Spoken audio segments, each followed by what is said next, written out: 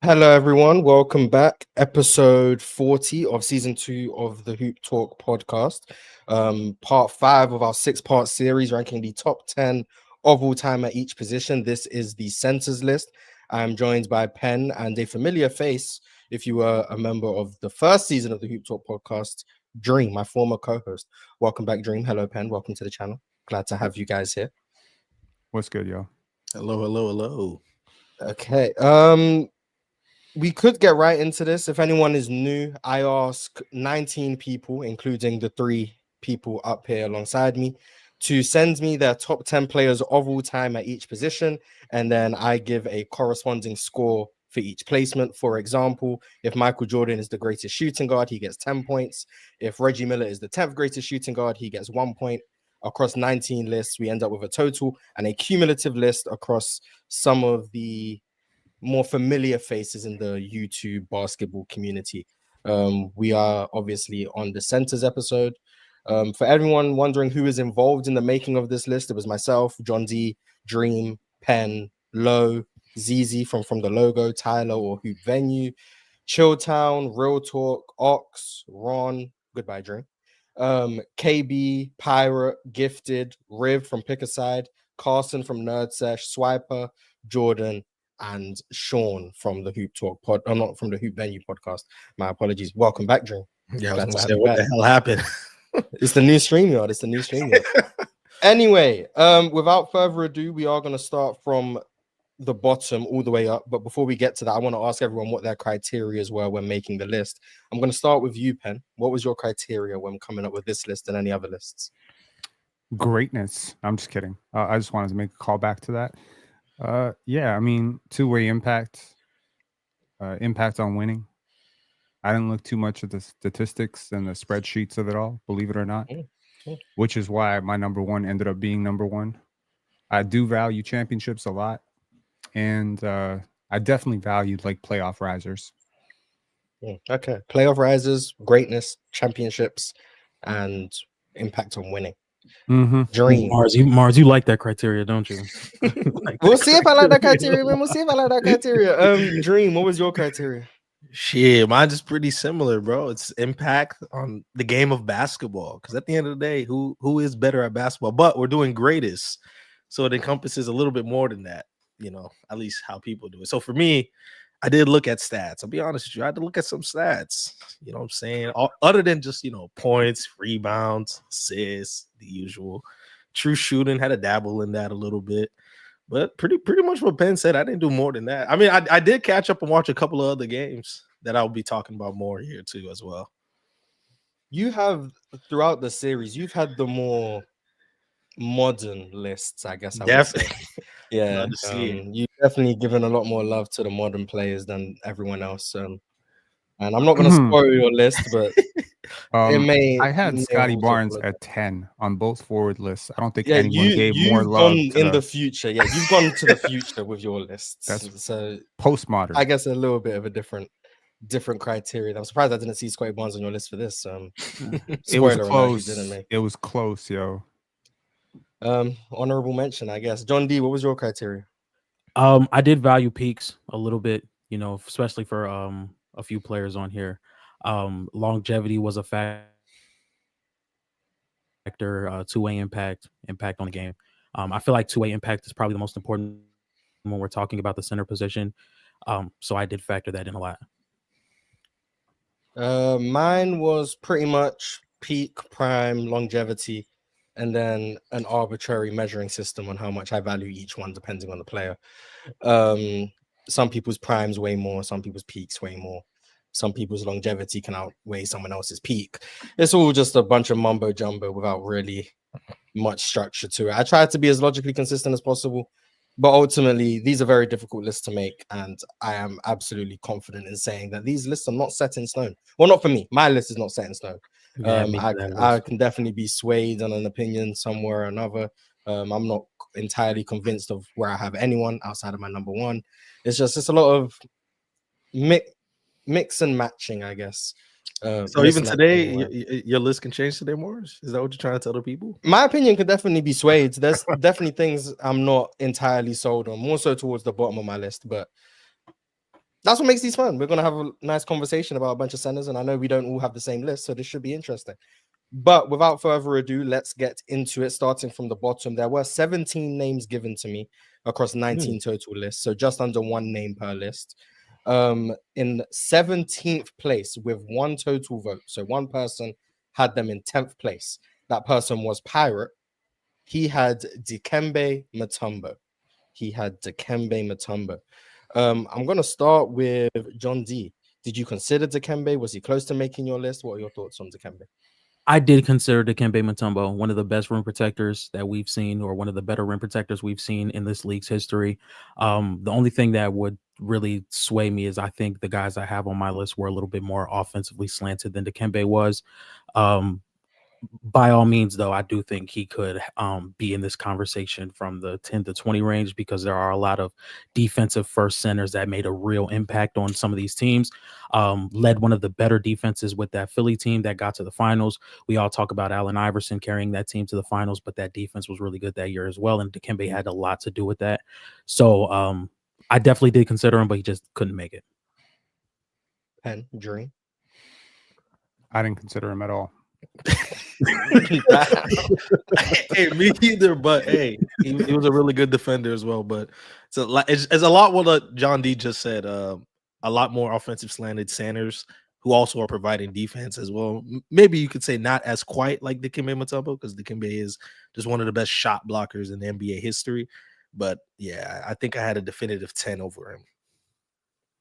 Yeah, he wasn't. I didn't consider him in the sense that I thought he was going to make the list. But when I was thinking about centers, his name crossed my mind. But once I started rattling down names, I was like, yeah, he's probably not going to make it. But all-time great defender, one of the best rim protectors of all time. Also, one of the greatest like underdog playoff series is when they were the 8 seed and ultimately ended up winning in that first round. It was a best of 5, but you still give credit where it's due. And I think Dikembe averaged like 6 blocks a game in that series. So for what it's worth, Dikembe has shown that he can anchor some amazing defenses outside of his stint in Philly. He was just one of the best rim protectors in the league for a decade plus. That is something that I do hold to be very, very valuable. I also think when they did that, when they beat Seattle, I think that was Dikembe's first ever time in the playoffs. So if you want to give him an extra bonus point for that. But amazing defender, not the greatest offensively. But definitely one of the more impactful players ever. Just ultimately, I did value some guys' peaks a bit more than what Dikembe was able to give me. So it didn't quite make the list. But shout out to Pirate for showing Dikembe some love with 1 point and 17th place. On to 16th place. This guy had 2 points. But once again, only one person had them on their list, but they had them at 9. This was Ron. He had Bob McAdoo. Mr. MVP from the 70s. I'll start on Bob McAdoo. I'm not the highest on Bob McAdoo. I understand the numbers that he put forth, averaging 35 points per game in the mid-70s. I think that's not slightly. I think that's absolutely inflated based on situation. And also, I just think the longevity didn't quite match up to the peak levels of performance. If we're looking at 3-year peak, Bob McAdoo is one of the better ones. Maybe not enough to make the top 10. Probably not enough to still make the top 10. But one of the better 3-year peaks. But outside of his peak, once he gets to New York, you start seeing a lot of regression. New York wasn't the greatest situation, if you want to give him that grace. He wasn't the greatest defender.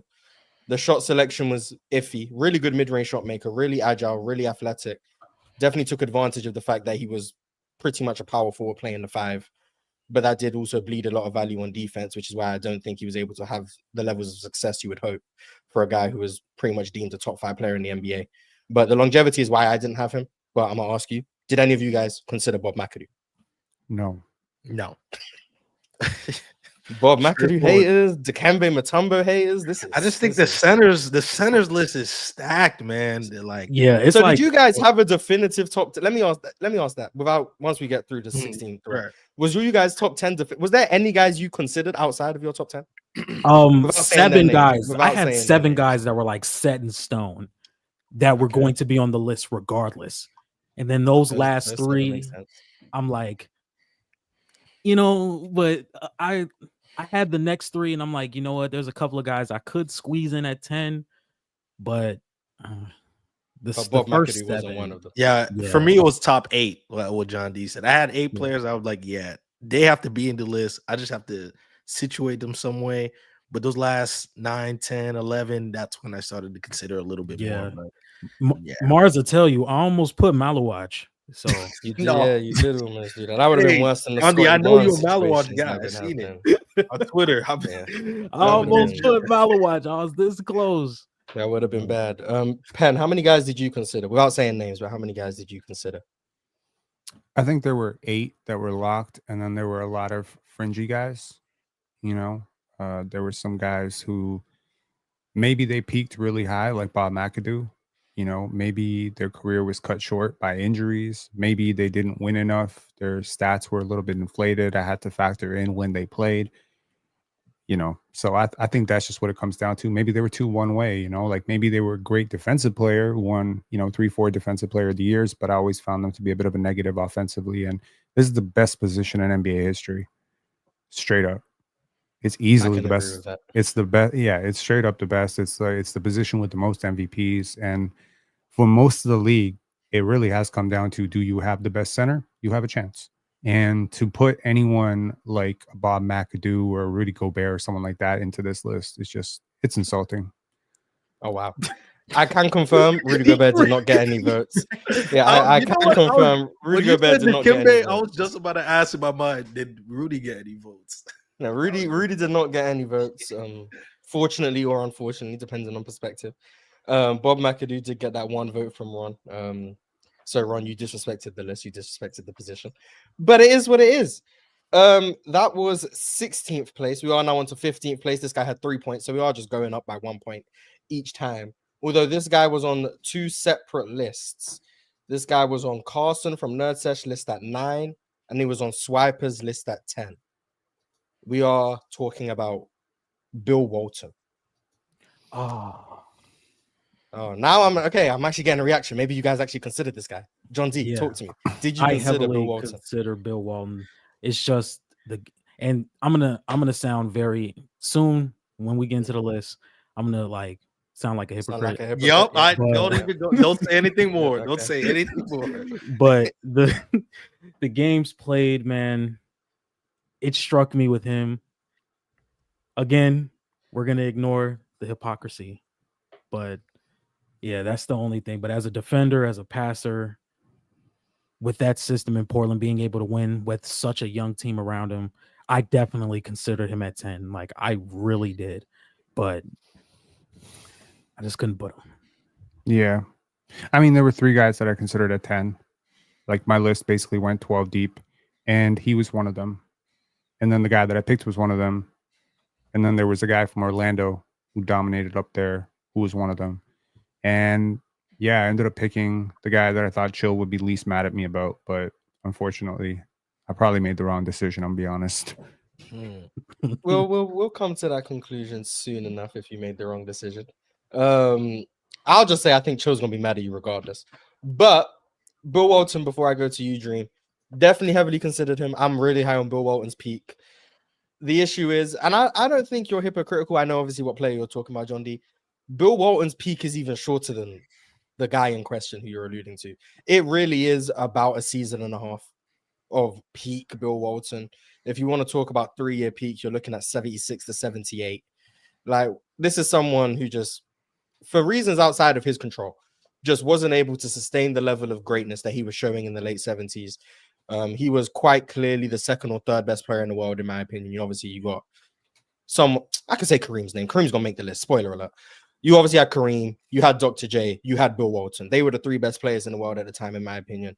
Bill Walton was a monstrous defender, monstrous rim protector, really good rebounder, the best passing big in the NBA by a significant margin, in my opinion. Someone who could run offense through in the post, at the high post, at the nail, whatever, finding cutters consistently, really impactful offensively, someone who could score with efficiency, could knock down hook shots, these weird jump shots that looked funky, but they went in.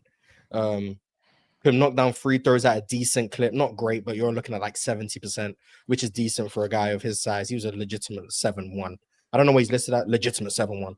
He was huge. It's just a shame that the injuries obviously derailed him. But I did put some value on what he was able to do for Boston as a sixth man, someone coming off the bench. He was still a good player.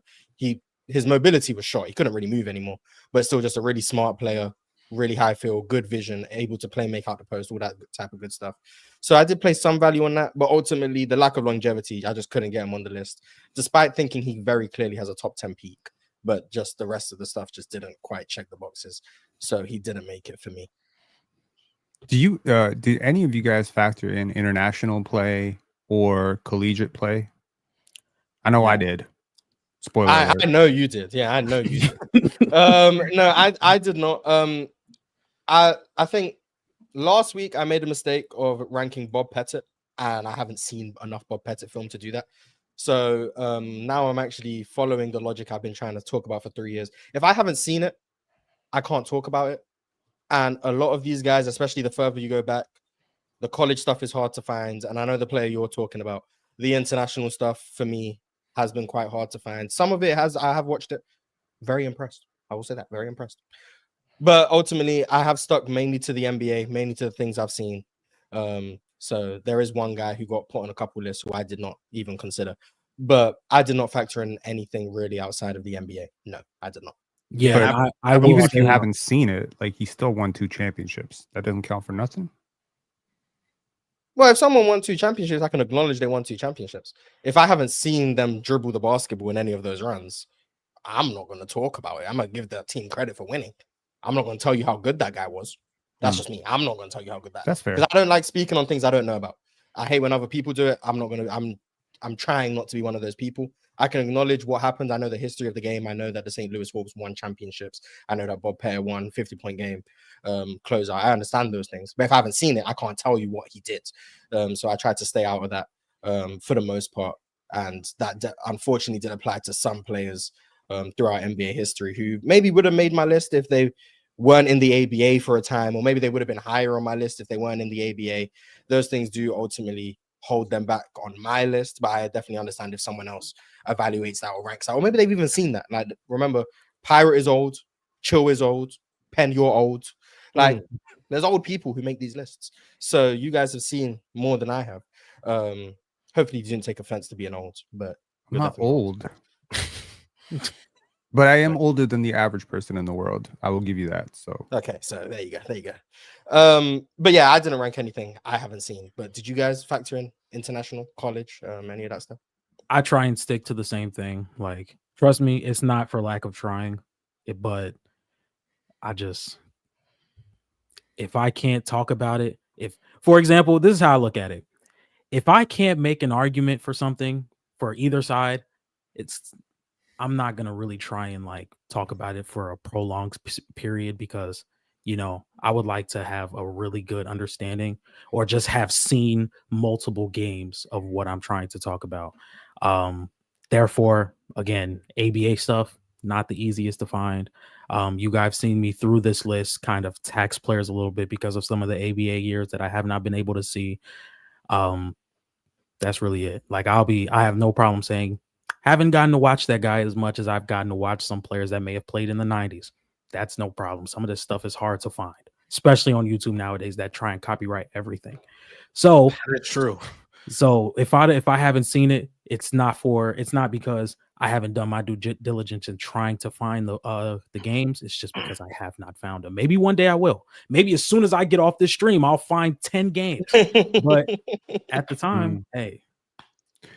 I do think, okay, so personally, I throughout my life have leaned a lot on expert testimony, right? And granted, that can be somewhat flawed, right? There's a lot of people out there who would tell you that Kobe was better than Duncan. Now, do I have to take that as gospel? No, I watched it happen, and you know, I could definitely I don't think I can make that argument coherently. And there's some people who tell you that KD is better than LeBron, right? There's some people who, you know, maybe they're experts, maybe they're basketball analysts. They'll be like, this LeBron guy kind of overrated. But yeah, like when it comes to players that I haven't watched, I do lean a little bit on expert testimony, especially when I myself was not old enough to witness it in real time, because again, like narratives get shifted over time. So for instance, guys like Ewing and guys like Olajuwon, guys like these guys that I'm sure will come up during this list. Yeah, I do listen to other players talking about facing them. What was so hard about them? What would they like to face up against, or the mental stuff of it, because I think that's a little bit underrated. Like, did the guy get rattled? Did he fade in big moments? Did he become passive? Like this kind of stuff. Like I don't think Spreadsheet FC has it right. When they just look at it and they say like, okay, well, this guy averaged 22 points and he's great, or this guy won a championship and he's great. That's not enough for me. Yeah, I definitely hear your point on that, Pen. My only issue is, especially because when I was like 14, 15, that was primarily how I used to rank lists, just to be completely honest with you. Hey, you should have Kobe Bryant top 3 over here, just based on what NBA players used to You tell don't get me. no hate for that. You don't get no hate for that. No, now I know you don't get hate for that at all. You might be praised if you had Kobe Bryant top 3. Yeah, it depends on what circles you're in. Definitely depends on which circles you're in. But for me personally, I gotta go off what I've watched. So like, this is where it can be tough as well, because like this last week, I've been trying to even watch some Lakers games, some playoff Lakers games of the 80s. Been hard for me to find, to be honest. I just recently found the Seattle Supersonics game 1 versus the Lakers in the conference finals in 87. 39 win team, Seattle Supersonics. I'm going to be talking about that later. But like, yeah, finding games hard. And then especially for like games that are outside the NBA, even harder, just like what John D and Mars was saying. So it's like, yeah, for this list, I considered it just NBA. But for you, Pen, I might be considering it because I have been watching. There's this dude that people have been telling me about. I had to make a TikTok about him. Can't even say his name completely right, but he had one of the craziest passes I've ever seen in EuroLeague before. Oh, Teodosic. I've seen that TikTok. That dude, bro, as a passer, never seen him in my life before. But I seen him. He played for the Clippers for a little while. Played for the Clippers, man. And I never popped in my mind. I didn't remember him from the Clippers. Had no memory. Shout out to Milos, man. He ain't play a whole lot, but he was always a legend. He always became my backup point guard in 2K. No matter what team I was running, I always made him my backup point guard, bro. So like for me, I didn't watch any games of him. So like I can't, you know what I'm saying? It's hard for me to rank if I'm not watching these players. But for like somebody like Bill Walton, heavily considered, because one of my dudes is a big Bill Walton guy. I actually got the stats, even though I know Penn is not a big spreadsheet fan club, but I do dabble a little bit into it. There's only been 3 players in NBA history do 10 games in the playoffs. That's average 15, 10, and 5 and 2 blocks. One is Bill Walton. Can y'all name the other 2 players? They're power forwards. Highly acclaimed. Tim Duncan. Tim Duncan is the other one. There's one more. KG, Giannis. Yeah, I was gonna say KG. You just got it. Hey, Mars got it on the first 2 shots. Oh, come Him, Bill Walton, them 3, the only 3 that's ever done that. So peak Bill Walton up there, but at the end of the day, it's longevity. Like, especially for greatness lists, that matters a lot to me. It's like, how many years can you build upon those years of you being great? Even if you can't sustain that at the tippity top, if you can still sustain that excellent level of all NBA seasons, all-star level seasons, that matters a lot to me. So Bill Walton couldn't make the cut. To clarify, I am Spreadsheet FC when it comes to ranking the greatest shooting guards of all time. But it's a very segmented Spreadsheet FC allegiance, right? It only goes to the shooting guard rankings, and then when we go to centers, we just judge them straight off of vibes. Okay. The spreadsheet is a spectrum. It's a spectrum. The same way. Anyway, that was 15. We are now on to 14. This actually blends right into the stuff we was just talking about. This guy had 4 points. So 1 more point than Bill Walton. He was on ZZ's list at 9. He was on Riv's list at 10, and he was on Sean's list at 10. George Mikan. I think everything we just spoke about for the last 8 minutes kind of applies to George Mikan. Haven't seen a thing. I've seen it. No, I'll tell you what I've seen. There's like a 48-second video on YouTube of George Mikan. I've seen that video. That's it. I can't tell. I know that Minneapolis Lakers team was dominating in the early 50s. I'm aware of that. The pre-shot clock hoops, George Mikan was dominating. I absolutely can look on Basketball Reference and see that. I've always said pre-shot clock hoops is a different brand of basketball completely. It's just something that I'm not gonna say I can't take it seriously. I can just acknowledge it's pretty much a different sport. And then that partnered with the fact that you can't find the games. I can't evaluate that. Now, for George Mikan's resume, you're looking at someone who was a 2-time MVP, I think, 3-time scoring leader. We're talking about someone who's a 5-time champion, I think. Like, the resume is resume, but I can't speak on things I haven't seen, and I haven't seen anything about George Mikan. I would love to have ZZ on here to tell me about how good George Mikan was. But yeah, I can't rank George Mikan. I'm sure John D and Dream probably feel the same. I don't even think Penn has any expert testimony on George Mikan. Because most people who saw him, Alonzo Mourning would bust his ass. I'll tell you that right now. shout out to Alonzo. I can actually say Alonzo Mourning got no votes. I can say that. Damn. Yeah, I'm no mad. one. I'm mad yeah. about that. Yeah. I That means you almost didn't want- have him on the list too, Penn. I Let's want to not put it out take my 10th place vote back and give it to Zoe, bro. Like, You could. It wouldn't. It I actually really- wouldn't change. I really anything. hate my 10th place vote, bro. I really hate it. All right, it's I'm all not good. the biggest fan either, but yeah. So George Mikan, respect to him. None of us had him on the list for pretty much similar reasons. Before we get on to number 13, we do have a super chat from MP13. Shout out to you. He said, even if you have footage, it's crazier when you see videos of players from different iterations of their own career. As a New Yorker growing up seeing the late 90s Ewing is a different player from the mobile 80s Ewing. I should have saved that for when we got to Patrick Ewing, because spoiler alert, he's going to show up. So you know what, MP13? We're going to come right back to this at some point. I'm not even going to tell you how soon, because that would spoil when Patrick Ewing's name is going to come up. Oh, Penn, this is where you come in, Penn. In Oh no. 13, yeah, in 13th place, this guy has 6 Who is points. This guy has 6 points, all from one person. This guy had him in 5th. No one else had him on the list. Penn, do you want to go ahead and share who you had in 5th place?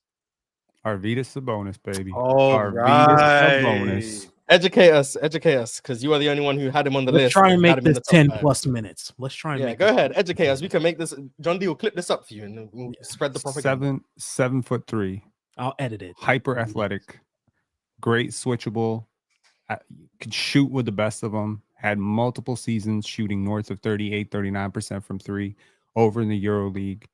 He was great in the international career, went up against a lot of big names. Some people will remember it only by the beaten down Arvydas that came overseas from Spain and came to Portland in '96. But by that point, he was done. And I'll remind you that other players, when they were as medically exhausted or as injured as him, ended up becoming sixth men. They ended up being retired. He didn't do that. He continued to dominate the league as one of the 3, 4, 5 best centers in the league for the next 5 years. And I think that means a lot, especially when I look at the head-to-head matchups with other big centers. So again, Shaq in his prime, the best version of Shaq, went up against a completely washed Arvydas Sabonis. And I think that Arvydas Sabonis did a great job, at that point. I think it's Jokic before Jokic. I think it was Bill Walton after Bill Walton. I think there's elements of Shaquille O'Neal early in his career there This as is a well. good sell right now. It's a good sell. I mean, he really was. I mean, again, and this is where you go to the expert testimony, because cheat sheet, I'm not as old as Arvydas Sabonis. Arvydas Sabonis is damn near 60 years old now, right? So I had to rely on my dad telling me about him a lot, and growing up around that. In Europe, people just thought he was the best player in the world. And then when people from the United States came over and saw him, they agreed that he was the best player in the world.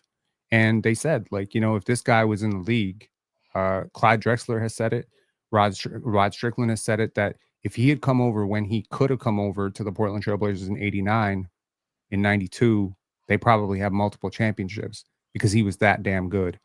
So, from destroying David Robinson in youth competition to, destroying the EuroLeague to, I think, winning a EuroLeague MVP at the age of 40. I mean, it's an insane resume. It's an understated resume. And again, it was just a career cut short by a blind allegiance to a head coach who just ran him into the ground, by a Soviet Union that simply did not care about their Lithuanian star center. And unfortunately, we didn't have TikTok. We didn't have, social media. But I promise you, if you did, every time Arvydas threw one of those behind the back passes or those full court passes or netted a three from, 32 feet, it would be front page news. So he's great. Absolutely great. I debated putting him higher. I'm gonna be honest. I debated putting him higher. I will say this. From what I've seen, small little sprinkles. Make sure you his put that in, overseas career. The mobility was very impressive. The catch radius was very impressive. The shot contest timing was very impressive. The wingspan, the rebounding, the ability to run up and down the floor. I do not debate that if you Arvydas Sabonis would have come over earlier, he would have a much better rep, especially. Even with Portland, the way he defended Shaq, like you brought up, the ability to stop his post spins, the ability to absorb some of the strength that he put down in the finishing around the rim, still extremely very impressive. The reason I didn't have him on the list though was just I've only really got to see full games of Portland, Arvydas Sabonis, and that's the main factor behind it. All the overseas stuff has been compilations that were 6 minutes long. It's unfortunate. I think Penn knew no one else was really going to have it, but hey man, you got to push the propaganda. I'm not going to call it propaganda. You got to push.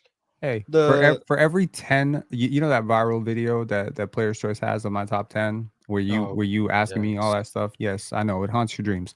There's like for every 10 people saying Arvydas Sabonis, there's always one person who's like, you don't even know what you're talking about. This guy's totally a top 10 player of all time, right? So I don't know. I think the way that the league has gassed up players who could pass like him at his size, when I look at Jokic, when I look at Bill Walton, I think he's a better passer than Bill Walton. I think he's a better passer than Bill Russell. I don't know if he's a better passer than Jokic, quite frankly, but he's close. And to take that and to also add in the defensive impact that he was bringing as a huge, big-time shot blocker, huge rebounder, stretch five, there's really nothing this guy couldn't do. So again, just because it didn't happen in America doesn't mean it didn't happen across the world, right? And again, one day, someday, there will be some person who emerges from the dirt and it's just like, I have all the VHS right here, every single game right here. Because shoot, like I know those games were damn recorded, yo. So one day someone will create like an ArvydasSabonis.com archive and we can watch it. You watching some highlights? Sorry. Mute myself. So disrespectful. I didn't have him for the same reasons everyone else didn't have him, but the stuff I've heard, I'm not gonna say it reaches Wilt level lore, but the stuff I've heard, it's definitely up there. It would add up that he would be considered a top 10 center. I'll say that. If everything that I've heard is true and everything that people say about him is true, you can pretty much see, that's probably a top 10 center ever. But once again, it's hard to find the games. What do you do about the 1980s Spanish League, Euro League, Olympic competition? How does that equate to the NBA? Blah, blah, blah. Like, there's a lot of questions, a lot of hypotheticals that have to go into it. And ultimately, I did kind of just stick to the NBA. But even like to everyone's point, like he obviously wasn't prime Arvydas in Portland, but you could see he was still a good basketball player. Now, he wasn't the best player in the world, but he was still good. You could see there was talent. He was kind of lacking mobility at this point, but like the passing feel was there, some of the touch was there. Just a really huge human being. Just like he makes Shaq. I'm not gonna say make Shaq look small. He did, but he's noticeably bigger than Shaq. I'll say that. So that was kind of cool. Also, you could just see like I can't remember what particular game it was. I was watching a random Portland game. Maybe it was in 2000. Maybe it was before that. He got the ball at the top of the key and just threw a behind the back pass to a cutter. I was like, oh wow, that was amazing. So like there's just things you see and it's like, I see the vision a little bit. But yeah, ultimately didn't make my list. But shout out to you, Penn. You managed to get him all the way up to 13. You managed to get him all the way up to 13. If you moved him up slightly higher, if you had him in third, you could have had him in 12th. Damn. So you kind of sold. But on to 12th place, this guy had 7 points, so 1 more point than Arvydas. He was on, I believe, 2 lists. Tyler, Hoop Venue, had him at 9, and Pirate had him at 6. So that's how he got his 7 points. This is Artis Gilmore. I'm wondering, I'm curious, did any of you guys consider Artis Gilmore? No. Not really. Sounds like none of you guys considered Artis Gilmore. I know Pirate is not happy. This is he didn't send me he didn't send me a paragraph this time, but I will say Artis Gilmore started his career in the ABA. So very he went to the Bulls, right? Yes, and then he went to the Bulls, played a little bit on the Spurs. I'm gonna be 100% honest. The reason he doesn't make my list is because the first 5-6 years of his career were in the ABA, and that's probably the best he was. I couldn't tell you, haven't seen any games. And then in the NBA, he was good. He ended up getting a knee injury, and he did start to decline, became a lot less aggressive as an offensive player. But for what it's worth, him scaling back the aggression led to him being like the most efficient scorer in the NBA. I think he led the league in field goal percentage like 3 or 4 times. So it's not like he just became a negative on the court. He was someone who just ultimately just kind of stopped looking at the rim a whole lot. But really good rim protector, huge, big, someone who could score, really good touch on hook shots and stuff. Expert testimony, Kareem did not like going against Artis Gilmore. So if you weigh those things in, you factor those things in, Artis Gilmore did give Kareem some trouble. But this is someone who was really good for a really long time. We're looking at someone who, from when he entered the ABA to about 1983, 84, he's a really good player. That's 12 plus years of excellence. The issue for me is 5 of those years just don't really, I'm not gonna say they don't count for me, but they don't count for me. So that's why I couldn't get him on the list. But if I did factor the ABA and if I could see some of the film, if I could see some of the footage, I have no doubts that Artis Gilmore would make it in. He is an ABA champion, really good longevity when you factor it in, someone who's really skilled, blocked an insane amount of shots, really good touch. There wasn't much he couldn't really do. So Artis Gilmore, I respect Pirate for having him. 6, a bit audacious to me, but I respect Pirate for having him. I respect Tyler for having him, just ultimately couldn't make my list. Do you guys have anything to add on Artis Gilmore? How much do you error tax ABA stats? That's a good question. It's weird. I acknowledge the NBA was a better league. I acknowledge defense was, from what I've seen, worse in the ABA. But I couldn't tell you, oh, it's a 14% tax. I couldn't tell you that. But what I can tell you is I've seen 2 ABA games in my life. So I guess it's an 100% tax. I just don't count it at all in my evaluations of players. So I guess that's the answer. I act as if it didn't happen, pretty much. I don't mean like the career. I mean like the numbers, because again, like we can tax some of Wilt's numbers and break it down per possession and say, well, this is how he was doing it. But with the ABA, it's a little bit harder. A little less data available, and B, it's a completely different league. As a general rule of thumb, usually tax it by about 35%. Oh wow. Yeah, 30 to 35% is what I tax your stats. So if you average in like 20 rebounds, I'm giving you like 13. You average 20 points, you get 13. That's tough. Damn. Bro, some of these stars were averaging like crazy numbers in the ABA. But if you look at like Dr. J's numbers, you look at Artis Gilmore's numbers, like a lot of the ABA legends, when they came to the league, their numbers dropped big time. They did. I know Dr. J went from averaging like 30, and then his first year in the NBA, I think it was like 21 or 23 or something. Couple things. I think the fit just with him and George McGinnis wasn't the greatest, but I understand the tax. I kind of just take the numbers for what they are and just say they were great in the ABA and leave it at that. But yeah, if you did have to equate it, I can understand the tax. 35% does like feel like a lot on paper, but when you say 20 rebounds to 13, that does kind of sound reasonable. But so like, I don't know. The ABA is tough, man. Like, yeah, the ABA is just tough. It's tough to evaluate. It's tough to, if you factor it in, I definitely understand having Artis Gilmore in the top 10. Just ultimately for me, just couldn't make it. But a legendary career for sure. Shout out to Artis Gilmore. Shout out to Pirate for having him at 6 or wherever he had him. We're getting close to the top 10 now. We are at number 11. Shoot. This guy he was 1 point away from being tied in 10th. So it was quite close. But for what it's worth, 10th place only had 11 points. So it didn't take much to get into 10th place. You kind of see a jump at 9. But this guy, with his 10 points, I had him in at 10. John D, you had him at 8. Tyler had him at 10. Real Talk had him at 10. Dream, you had him at 7. And that's it. So 5 of us had him. I think that's 5. Can I guess who it is? Go ahead. Is it Dwight Howard? It is not Dwight Howard. No, it's not. Oh, damn. It is. I was gonna. I Joel thought Embiid. until he said 7, I was gonna guess Dwight. Yeah. It is Joel Embiid. You had him the highest, Dream, but me, you, and John D did have him. But you talk to us about Joel Embiid. Why is he 7th on your list? Ladies and gentlemen, I'm gonna start with the weaknesses. Get those out the way already. Yeah, get them out the way, because let me just get them out the way. I already know what people are gonna be talking about. the playoff translation, the injuries, right? All fair. But if we're looking at the totality of what he was able to do in the regular season, not just his peak, but from really 2019 and on, Joel Embiid has been something different. As a scorer, especially 2023. I gotta put that extra. Oh God, I gotta put that. I gotta put that little dip in. As a scorer, 2023, 2022, Joel Embiid took that leap. I seen Mars. Mars been slowly but surely. I've been seeing you, Mars, going on the right side. But that 2023 season, Joel Embiid averaged 33, 10, and 4, 54% from the field. Absolute animal.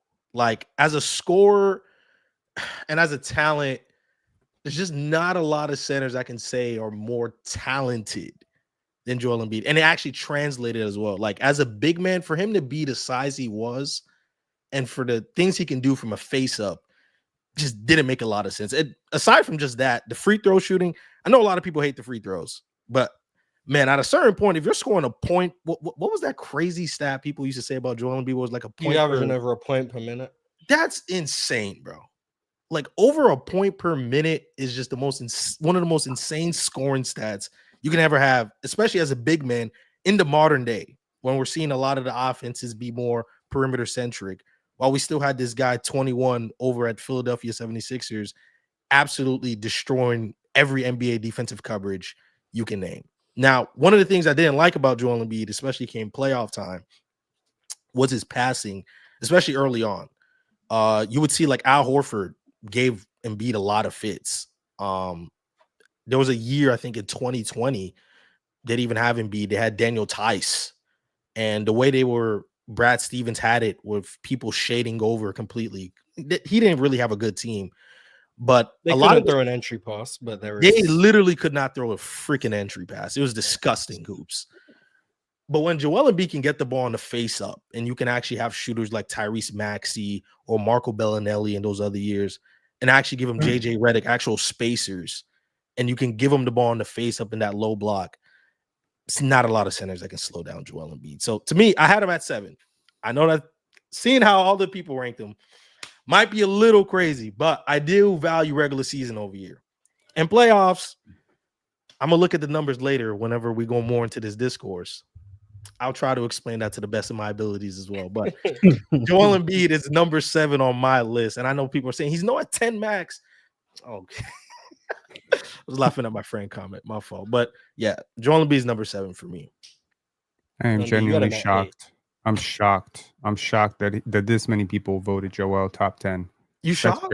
5 people, and that's too many? That's way too many. That's insane. Okay. Yeah, we're gonna disagree on this, but before we disagree, I'm not gonna lie, man. You had him at 8. John D, talk to me. For what a lot of Dream said, man, that peak is something different. We don't even like talk about as much the 23-24 season where it felt like he was going to be a back-to-back MVP. Like the face-up game in the mid-range, the jab step, the ability to get to the free throw line and be, I would say maybe between those 2 years, 81% or better at the free throw line, the ability to knock down free throws consistently and get to the foul line, the ability to drive past you, the ability to still finish at the rim, the ability to be one of the best playoff defenders when he gets into that mode with drop coverage, with rim protection. One of the best scorers I've ever seen. And the ability to just work in the mid-range due to the substantial injuries that he has had and become one of the best mid-range shooters in the league in the stretch is extremely impressive. I can definitely understand why you wouldn't have him on the list. I can understand that argument. But if he would have put together a few more years, and another thing was, you brought it up during the passing. The guy I have ahead of him was a substantially better passer than him, in my opinion. So that's one thing I did look at when teams trap him. He doesn't necessarily make the right reads as consistently as some of the other guys I had on the list. So this is about as high as I could get him. You can convince me to have him lower, but I think I should have put him on the list. Yeah, I had him at 10. I couldn't convince myself to get him 7, 8 like you guys. I think peak for peak, 7 or 8 sounds about right. But the playoff injuries matter. I acknowledge that a big reason why he's struggled in the postseason is because of injuries, and I don't think that makes him a worse player. But when I'm ranking careers, greatness, all of that stuff, the fact that he's hurt matters. So him being as injured as he has been held him back. The longevity of things did hold him back. I do think he's been an elite player since 2018, 2019, that range. So you are looking at 5-6 years being really good. We're looking at 3-4 years being all-time great good, 21 to 24. That's an all-time dominant stretch, in my opinion, especially a regular season performance, obviously. The playoff injuries just ultimately caught up to him. Before I say what I'm about to say, Joel Embiid is a playoff dropper by every sense of the words. Joel Embiid plays worse in the playoffs than he does in the regular season. Some of that is due to injuries. Some of that is due to the flaws within his game. You guys spoke about the passing stuff. But I also want to make it abundantly clear that Joel Embiid, even in the playoffs, has been one of the most impactful players in the NBA. Regardless of the fact that his scoring falls off a cliff, the Philadelphia 76ers are only competent because he's on the court. He may be on the court at 60%. He may be on the court struggling to score against Marc Gasol. He may be on the court struggling to score against Al Horford. But Philly are undoubtedly a much better team when Joel Embiid is out there. From 2018 to 2024, a stretch of years where Philly were in the playoffs every year, they were a +7 with Joel Embiid on the court in the playoffs and a -8 with Joel Embiid off the court in the playoffs. The Philadelphia 76ers are a really good playoff team when Joel Embiid's out there. Part of that is because of just his scoring gravity, the attention he draws. The biggest part of that is he becomes, quite frankly, one of the best rim protectors in the world in the playoffs. In the regular season, the effort comes and goes, but in the playoffs, he is one of the best rim protectors in the sport. I know the numbers in terms of the on-off stuff in 2024 in that singular series in particular is just ridiculous. I actually want to find it just to illustrate the point, because that's the series where Joel Embiid, quite frankly, just played well and Philly just lost because he was off the court. Let me just pull these numbers up right quick. In 2024 in the playoffs, that Knicks series, the Sixers in 6 games were a +8.8 with Joel Embiid off the court. Do you guys want to have a guess of what they were when he was off the court? -11. -8. That's your guess. -11, -8. Penn, do you want to have a guess? This is net rating. So how much they're being outscored or outscoring teams per 100 possessions. 14. -14. Okay. Damn. So you said -11. You said -14. You said -8, right? I don't fix mine to -22. -22, -14, -8. Okay. 22 plus 14 plus 8 is 36 plus 8. That's 44. All of your numbers combined is still less than what they were getting outscored by. -52. Damn. That's what they were in the minutes Joel Embiid didn't play. -52. So all of what you guys just added up is still not as bad as the Philadelphia 76ers. They were -52 net rating? Yes, -52 net rating in the minutes Joel Embiid did not play in the 2024 playoffs. That's excluding garbage time. Very individually segmented 2024 playoffs. Okay. Yes. It's a very small sample size, which is why I used 2018 to 2024. +8 with him on the court, +7 with him on the court, -8 without him on the court. Definitely more in line, but that's still a +15 swing. But that singular series, a -52 without Joel Embiid. Very small sample, of course, just to illustrate the point of how valuable he's been in the postseason. In the regular season, I echo everything that Dream has said. One of the all-time great regular season scorers, can't stop him from getting to the line, unstoppable face-up game, became one of the best mid-range shooters in the league, all of that stuff, blah, blah, blah. In 2024, before he went down, he was playing like, in my opinion, the unanimous MVP. He was looking like one of the best defenders in the league, looking like one of the best offensive players in the league. He was dominating the league in a way that we hadn't seen. I think in the month of December, he was averaging 40 points. It was something crazy. I just couldn't get him any higher because of the longevity. And I did think, for me, the lowest Joel Embiid was going was 11. That was the lowest he was going. He wasn't going any lower than 11. I was going up back and forth between 10 and 11.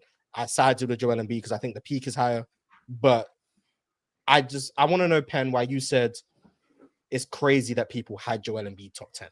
Because that's where we disagree. I think I couldn't get him any lower than 11. So I want to know why it's crazy to have him top 10. I watched Marc Gasol make him look like a child in that series in 2019. I saw him melt down time and time again. You mentioned playoff dropping. Look, I think it's normal to be a little less effective in the playoffs. Intensity goes up. Whistle can sometimes tighten up. You're going up against better teams, etc. But I haven't seen a player drop quite this much in this conversation, right? Like I penalized some other players on this list for being playoff droppers as well. There's a couple at least, including one of my former hometown legends.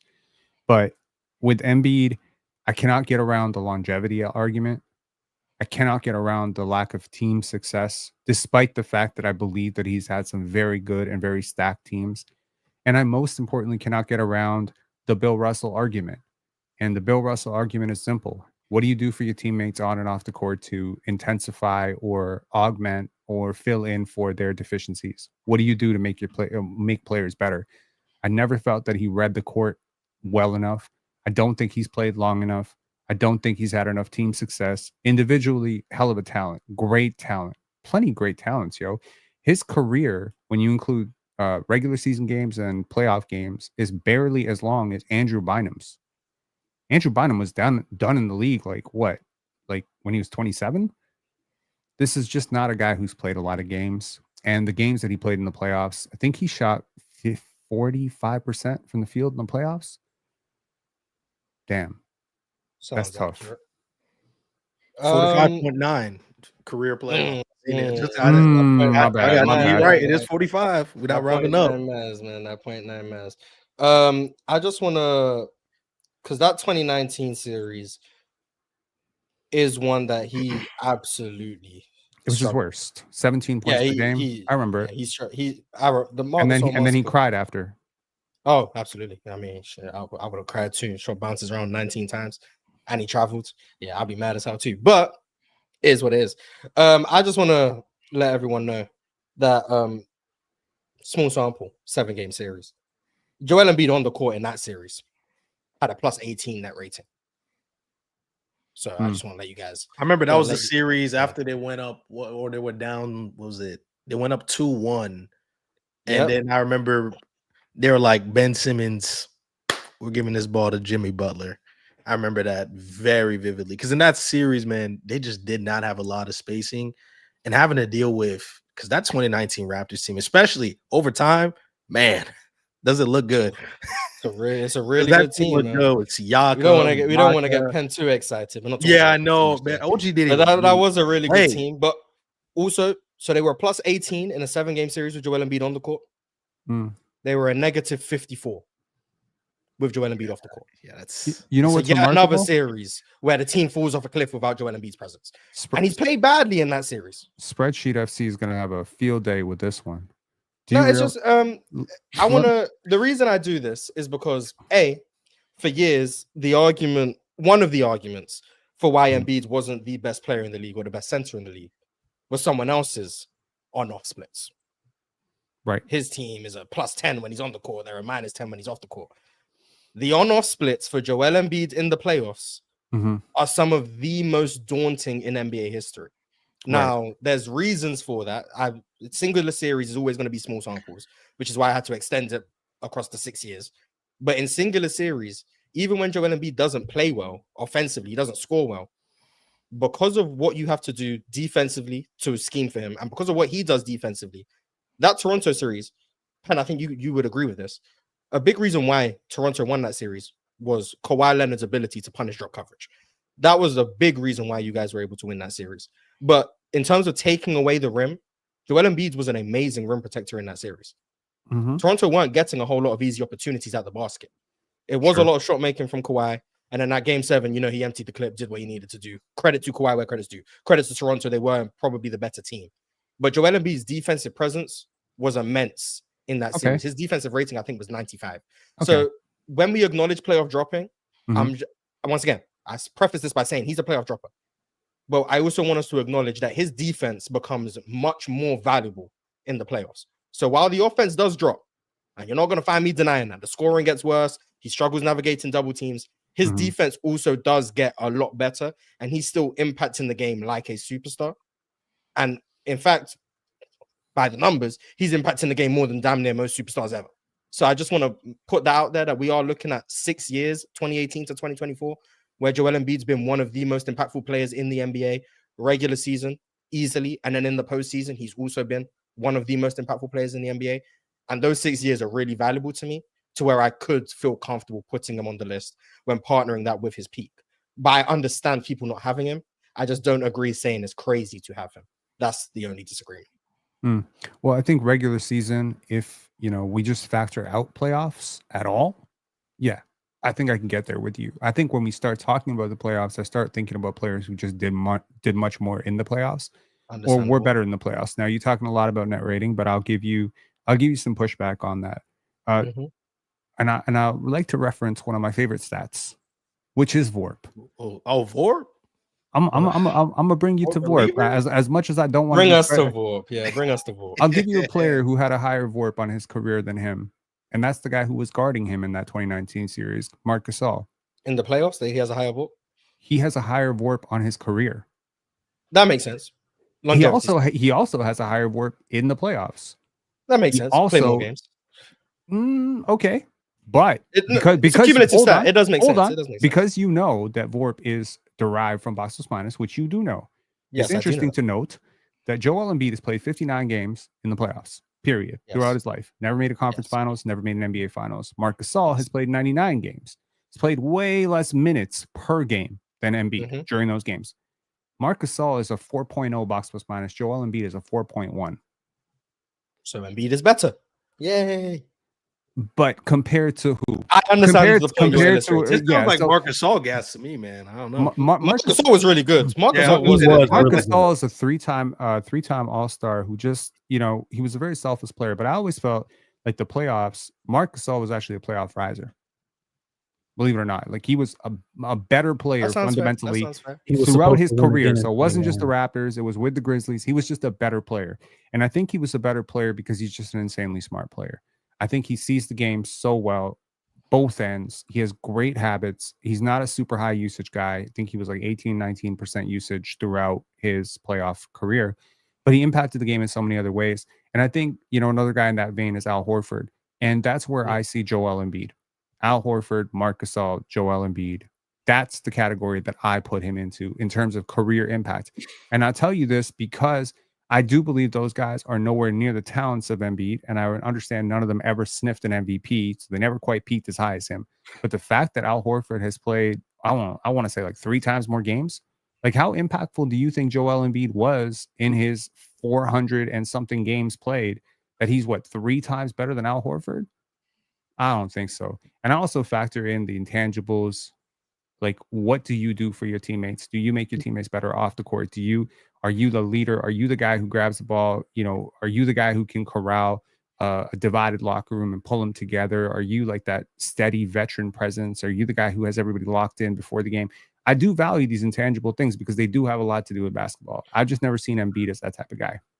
So, Penn, you think off court, like what you all were just saying, that does go into what makes a better basketball player than you? For sure. Like if you're a constant magnet for distractions, like you'd be crazy to think I don't hold Ben Simmons off-court antics or Zion's off-court antics against him as on-court products. I can't just look at Zion as a talent, because if I look at him as a talent, I might think he's a top 30 player of all time, because the talent is impressive as hell.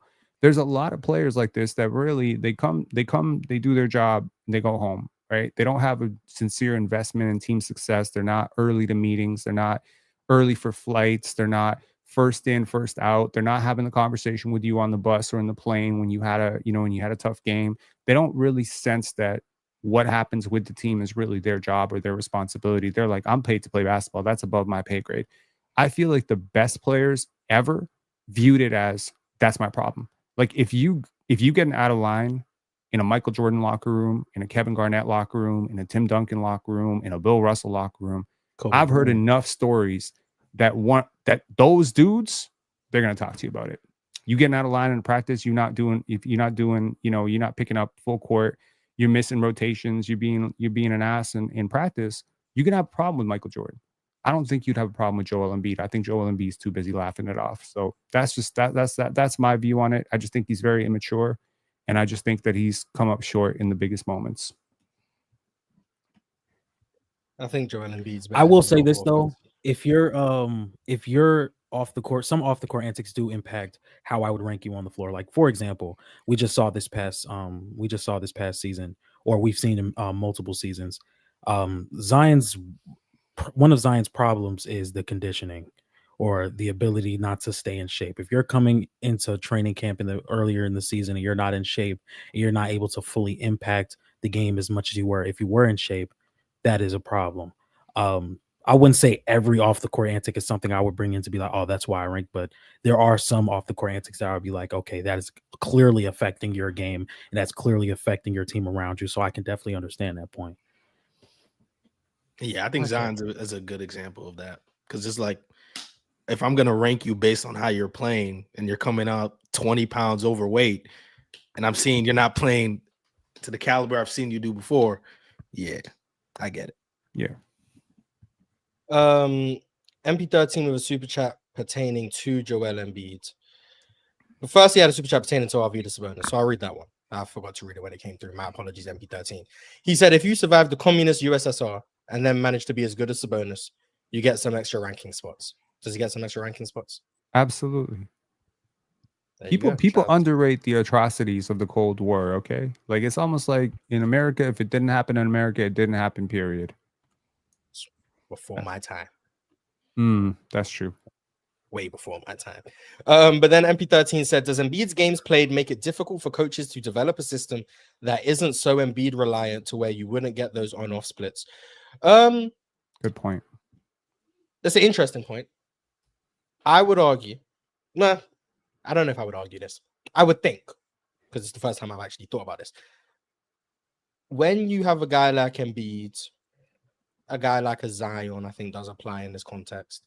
Kawhi, guys who you know are going to miss time, you should, as a front office, build your roster with that in mind. And I do think that does handicap you in some way in terms of what you can do in terms of flexibility, which I do think does affect your value.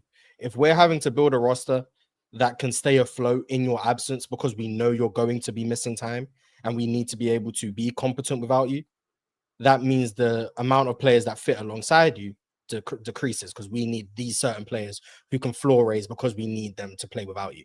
And I don't think Philly have done a good job of that throughout the years, which I think is a part of the reason why the on-off splits look the way they do. But in the playoffs, Joel Embiid plays heavy minutes anyway. So I don't think that really does affect those guys in the playoffs to the same degree, because whether Joel Embiid is on one leg, one eye, one hand, he's out there playing 38 minutes or however many minutes he averages. I don't actually know. He's out there playing a whole lot. So they're there with him. And then he goes to the bench for 12 minutes a game and they capitulate. These bigs aren't Allen Iverson. Like, they aren't going to play the whole game. If they can't stay afloat for 3 minutes a quarter, there's a problem. And that's been a problem for the Sixers for a while. And that's not all because of how great Embiid is. Embiid has been a tremendous floor raiser for a few years. But it does go to, I think, Philly's lackluster roster construction. Some bad luck, some bad fortune here and there. And then also just Embiid not being available throughout the season does affect continuity and things like that. But there's a whole lot of things that go into it. Embiid is a tough player to rank. Ultimately fell at 11, which I think is probably a fair place for him to fall, personally. Our Horford, Marc Gasol range, I feel, was a bit dismissive. But he fell in 11. He didn't come in 10th place. So no one has to worry about Joel Embiid ruining the list by being in top 10. We are now the number 10. This is the official top 10 list. We're an hour in. Everyone's here for what they came for. The top 10. This guy had one more point than Joel Embiid. So all we needed was one more person to have Joel. He would have made it. That's it. Lowe had him in 10th. Chill had him in 10th. Ox had him in 9th. Ron had him in 10th. KB had him in 10th. Pirate had him in 9th. Gifted had him in 10th. And Jordan had him in 9th. So he had a lot more votes than Embiid, but no one was putting him in 7th or 8th. That's how he ended up with only one more point. This is who Penn was talking about earlier. This is Dwight Howard. This is Dwight Howard. So all of us, well, except Penn, favored Joel over Dwight. But I think the case for Dwight is quite straightforward. he's one of the best defenders of the 21st century, one of the most impactful rim protectors, one of the most freakish athletes we've ever seen, someone who has underrated longevity in the fact that he was good for about a decade, like really good for about a decade. And that does get undersold because he was a disappointment in LA, or him and Harden didn't work out in Houston. But he was still a really, really good player those years. Not the same as he was in Orlando. He wasn't the same as he was from 09 to 2011, which I would probably call peak Dwight, but still from about 08 to like 2015-ish, you're looking at a Dwight who's an all NBA caliber player, one of the best rim protectors, like I said. My issues with Dwight mainly stem offensively. Someone who took up a lot of post possessions for someone who wasn't the greatest post scorer. His fit alongside other guys probably wasn't the greatest because of how much he demanded the ball. Obviously, the infamous situations with guys like Steve Nash, James Harden, how he didn't want to run pick and roll, stuff like that, which is crazy because he's one of the best locked ups in NBA. Which he was best at, yeah. Like anytime Orlando ran pick and rolls, he was getting easy dunks or they was getting wide open threes, but Dwight just didn't want to do that. So it seemed like Dwight, I don't want to call him selfish, but I think Dwight had the best interest of Dwight Howard's before the best interest of the team, more often than not, in terms of how he wanted to play stylistically. But it still did ultimately work for large portions of time. Orlando were one of the better teams in the East for a few years, spearheaded by his defenses, spearheaded by the fact that offensively he was able to be a centerpiece of some solid offenses because of the gravity he drew. He was someone who drew double teams. If he did run pick and roll, you had to tag him, you had to commit, and then Orlando had shooters everywhere. So being able to build an offense around a guy like Dwight wasn't too difficult, and Orlando were ahead of their time in that regard. But the biggest reason why I think Dwight is fair at number 10 is just defensively. He was monstrous. It was a rim protector, and he was a rim protector in the sense that not only could he alter shots at the rim, the fear that he put into people, because he wasn't Bill Russell in the sense that he's going to block a shot, keep it in bounds, and start a fast break. He's going to block the shot with as much force as possible to try and tell you, don't come in here no more.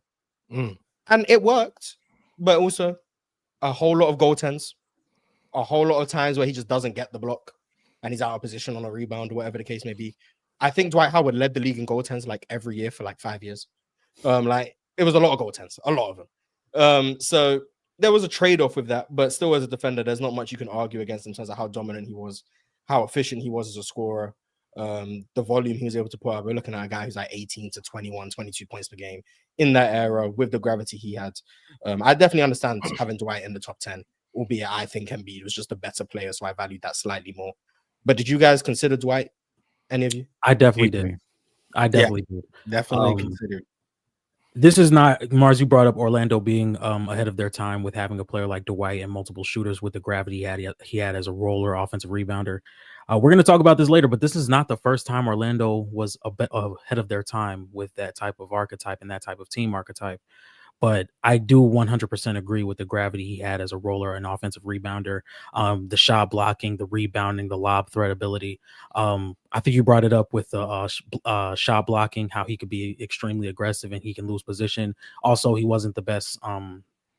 He would also like foul a lot, meaning like he also like some of his fouls were like head scratchers. Like think of Karl Anthony Towns and you look at why'd you foul him in that position. Sometimes I could look at Dwight Howard and say the same thing. Be like, that's not a reason where you could foul someone like right there. But what really got me back on Dwight Howard was the second stint in LA. Loved Dwight. Loved everything he brought to the team. Loved everything he brought to the team in the second stint in LA. Because when he first went to the Lakers, you couldn't tell me. You couldn't. Everybody hated him there. Yeah. Yeah. You couldn't tell me when he first got there. You couldn't tell me we weren't winning. You couldn't tell me we weren't winning. But I mean, that was meant to be the plan. That was the vision. And then Pau Gasol shooting threes, and Dwight has a bad back, and Steve Nash getting hurt, and that ended Kobe's career, man. Yeah. Kobe was supposed to get a sixth one, but we all did. Okay. But Dwight was great, and I did heavily consider him. But yeah, like I said, 8 through 10, you can convince me. And Dwight is one of those guys where it's like, I will concede if you have Dwight Howard in the 10, and you may not have one of my 3. But Dwight was a great player. I wish I'd put him. I really do. Like instead of my your number 10th. 10. Yeah, I really don't like my number 10 guy. I've mentioned that 4 times now, but yeah. So Dwight. I think Dwight, I know who your number 10 is. I hope it's Dw- me. We have the Dwight same one. Dwight was great, man. I think, as someone who covered him coming out of high school in 2005 and just watching his ascent, I was so shocked that he was as good as he was, because typically big men take a longer time. Bigs especially take a longer time. KG took a while. Dirk, who was very young, he took a while, right? Jermaine O'Neal sure as hell took a while. So for Dwight to be as dominant as he was like a man child, Like, again, I'm ranking him compared to all the other high school bigs that came out, like Tyson Chandler, Eddie Curry, guys like this. Like, he was the best one, right, of those guys, apart from KG. So, yeah, and I mean, the team success, bringing Orlando to the finals, and it's like you can't point to the other superstar on that team. Like, that was a good team. Hito Turkoglu, Rashard Lewis, you had Jameer Nelson. Shout outs to Jameer. You had a good team around him, but that's a team of like elevated role players and like guys who were stars in their roles. Like, that's like a team full of Andre Iguodala levels. There's nothing. He didn't have like a Kobe Bryant next to him or a Tracy McGrady next to him to carry the offensive load. So yeah, like, I mean, and here's the thing, like he's a player who actually was better in the playoffs. So that means a lot to me too. So he's the anti-Joel Embiid, if you will, here, right? Like, as much as you want to say about the offense being limited, it was at least efficient. Like, it was very one-dimensional, but at least it was efficient, right? Continued to be relatively efficient in the playoffs relative to his position. He had a higher box response in the playoffs than he did in the regular season. He did manage to win an NBA championship. So shout out to Dwight, man. He was underrated as hell. I honestly think like he just had bad PR, yo. Like, late in his career, like he was just a joke. Got bad.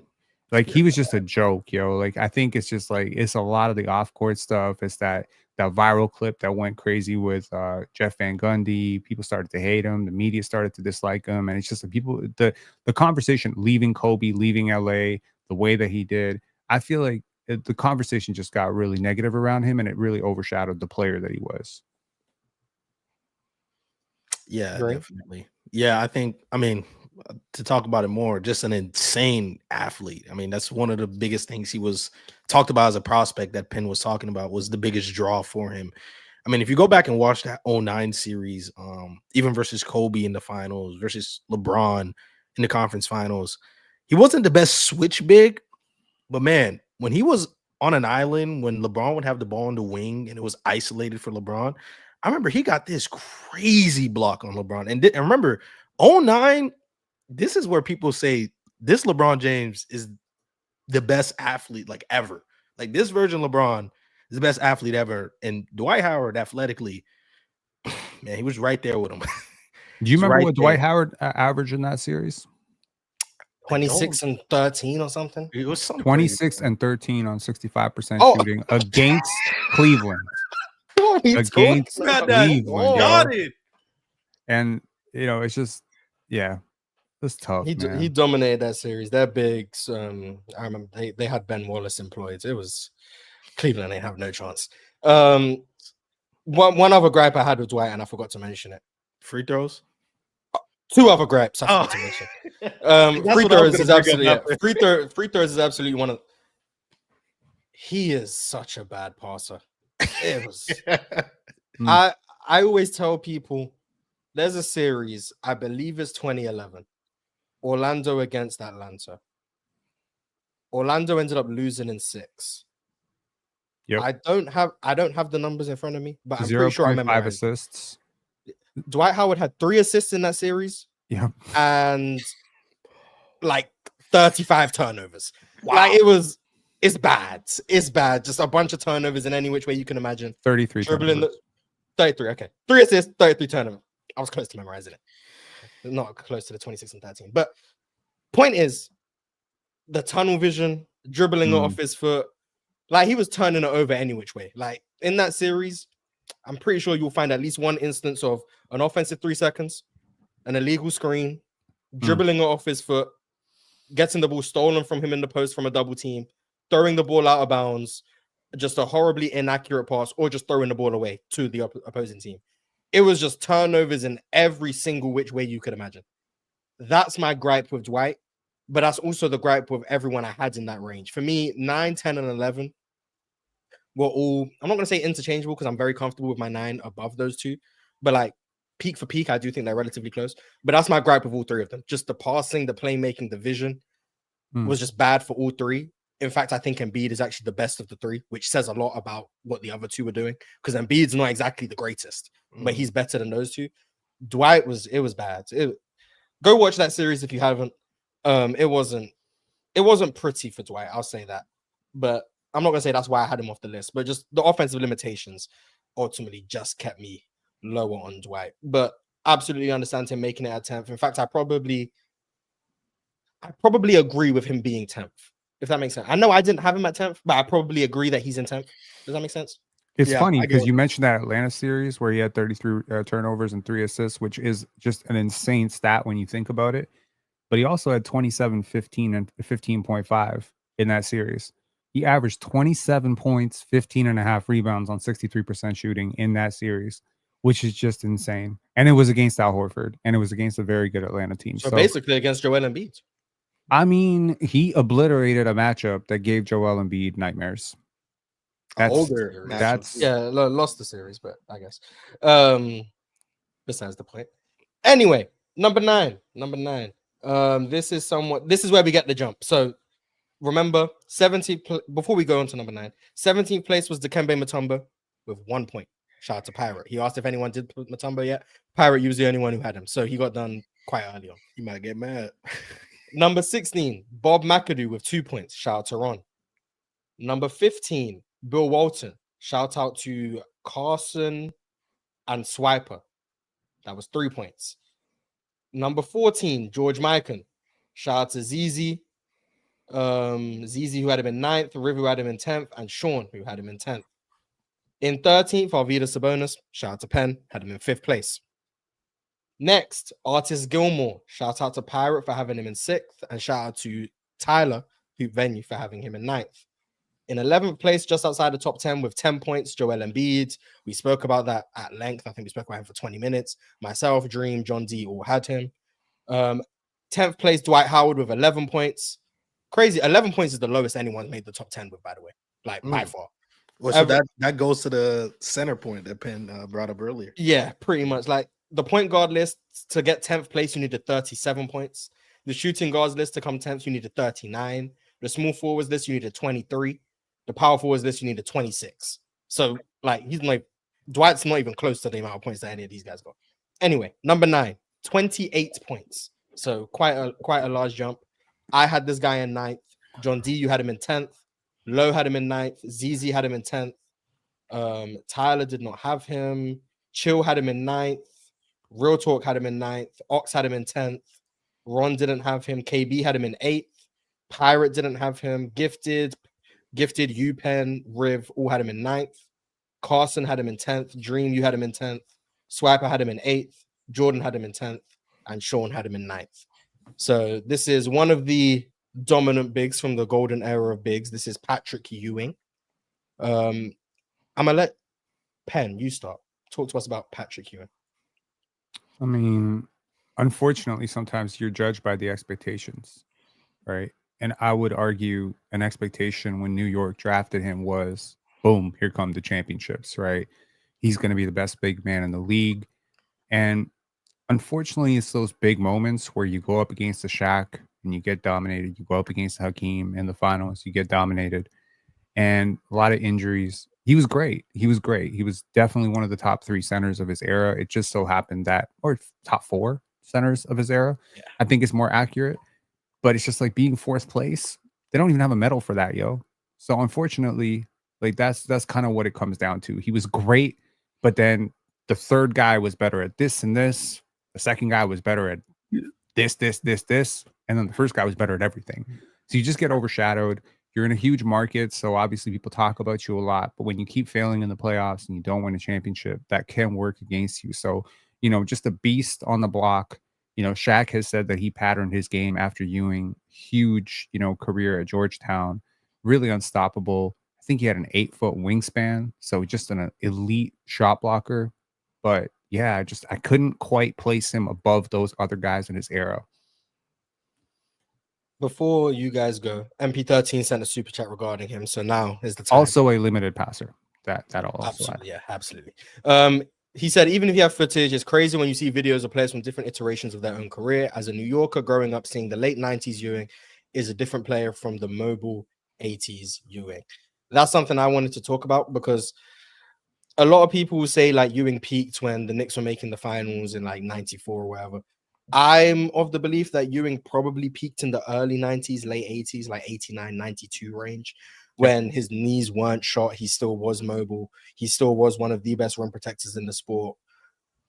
I view Ewing, and it's not a spoiler when I say this guy's name because Hakeem is obviously going to make the list. I view Patrick Ewing as about 80% of Hakeem. That's pretty much how I view him.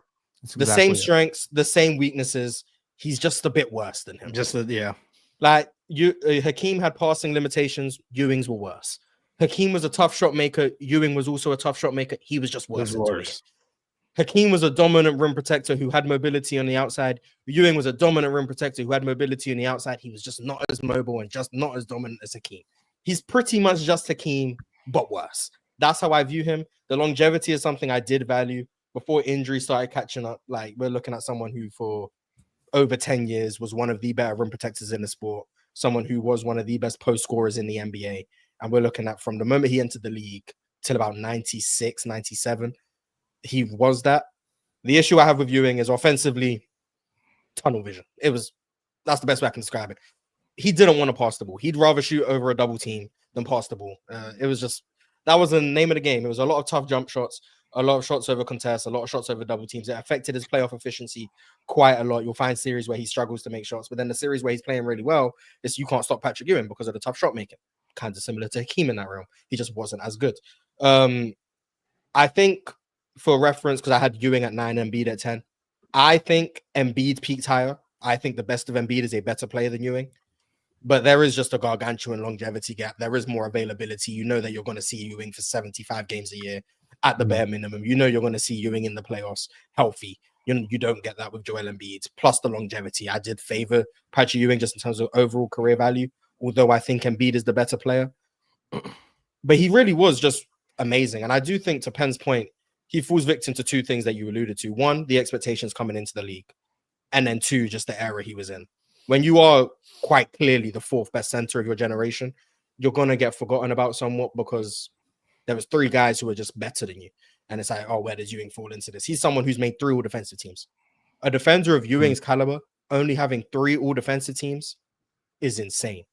Like, he had the ability. He was a good enough defender to be someone who made double-digit all-defensive teams. That might be hyperbolic, but like, that's how amazing he was defensively. He was that good of a rim protector. He was able to rebound. He was able to guard in space in the late 80s, early 90s. But just because of the time he played in, and there was only 2 all-defensive teams, only 2 center spots, and one of them's taken by Hakeem, one of them's taken by another guy who's going to come up soon. It's tough to make it. So, and also shout out to Alonzo Mourning, who got no votes.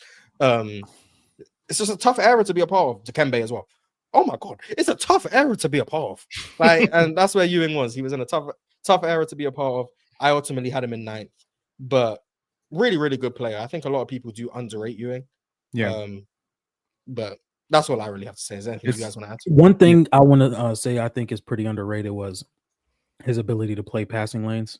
I think he did really good in that aspect as well. Just the foot speed and the ability to play in space and have the recognition to be able to anticipate those passing lanes pretty well. I do think you hit the nail on the head when you talk about some of the tough shot making. Patrick Ewing was a really good tough shot maker, but some of it did rely on variance, which can also hurt you in the playoffs as well. So again, I can be swayed. Maybe it's because I watched Embiid live, and some of those moments I watched him put 70 on Wemby. Yeah, like maybe that's the reason I have Embiid higher than him. But if somebody said, yeah, I'm going to take Patrick Ewing, do you think?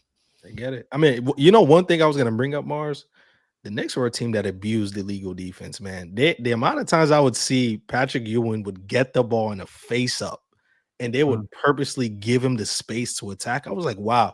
It was smart, though, for the era. That's smart. Part of the rule. I was just like, that was part of the reason why he just, like, from 15 to 18 feet out. A lot of teams that did that, it's the reason why when they ran into Houston, it got stifled. That's the reason why.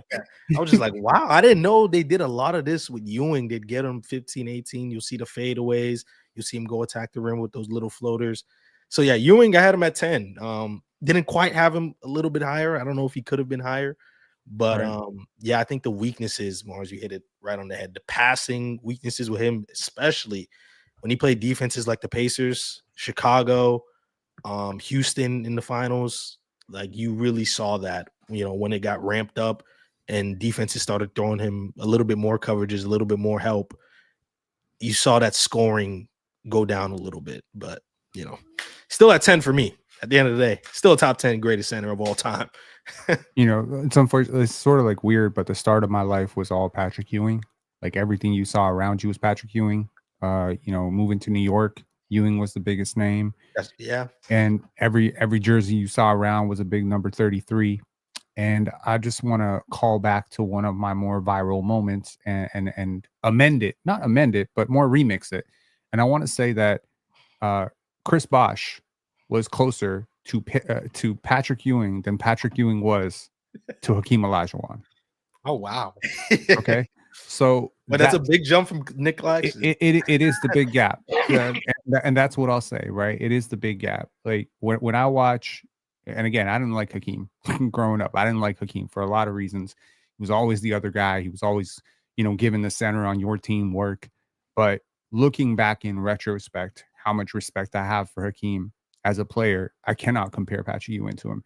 Like we can say, yeah, they were both playing the passing lanes, but holy, one of them was so much better at it, right? We can say they're both great shot blockers, but one of them was so much better at it. You can say they're both tough shot makers, but one of them was so much more skilled and so less predictable and so much like, I just think about being the opposing coach trying to stop one of these two, and holy, would I much rather try to take a chance trying to stop Patrick Ewing. So, I think coaches would agree with you. Light Skits just wanted to say your name. Appreciate it, man. Shout out to Light Skits and shout out to Penn. Anyway, that's Patrick Ewing at 9. That's quite a sizable jump here. Ewing had 28 points in 9th place. 8th place has 57 points. That's not just a quarter. So I want to put this out. We're at the point where this is pretty much the consensus top 8. The order is malleable, but these guys were pretty much on every list. 57 points. I had this guy in 8. John D, you had him in 9th. Lowe had him 8th. ZZ had him 7th. Tyler had him 8th. Chill had him 6th. Raw Talk had him 8th. Ox had him 7th. Ron had him 7th. KB had him 9th. Pirate didn't have him. Gifted had him 8th. Penn, you had him 10th. Very begrudging 10th. He was the begrudging 10th. Riv had him 7th. Carson had him 8th. Dream, you had him 9th. Swiper had him 9th. Jordan had him, was that 5th? Jordan had him 5th. Sean had him 8th. Okay, so everyone except Pirate had him. Shout out to Pirate. We are talking about the 3-time MVP, Moses Malone. Penn, since you were the one who was most angry about his inclusion, talk to me about Moses Malone. I participated in his inclusion. Shout out! He's gonna make it. Shout outs to Chowtown Hoops. Yeah, I knew he was gonna make it. I just think this is, where the game was at the time, where you really just value the big numbers, and I think this is a residual impact of another name that is definitely going to come up on this list, which is, again, for the casual basketball observer, you learn the basketball through sometimes the box score. When you look up in the arena, it's the box score, and you look up, and sometimes you look up and this guy that you swear is not having an okay game has 22 rebounds and 28 points. And you're like, damn, he's a really good basketball player. I think that's how I would, quantify Moses Malone's impact. It was a very box score centric impact. It's a lot of inefficient offense. Another player who I did not find to be a good reader of the court or a player who necessarily made his teammates better. And I'm just not a fan of these one-dimensional rim-running centers. Like, I honestly think of him a little bit like if he played in the modern era. Like, congratulations! Say the name. Yo, it's Andre Drummond, bro.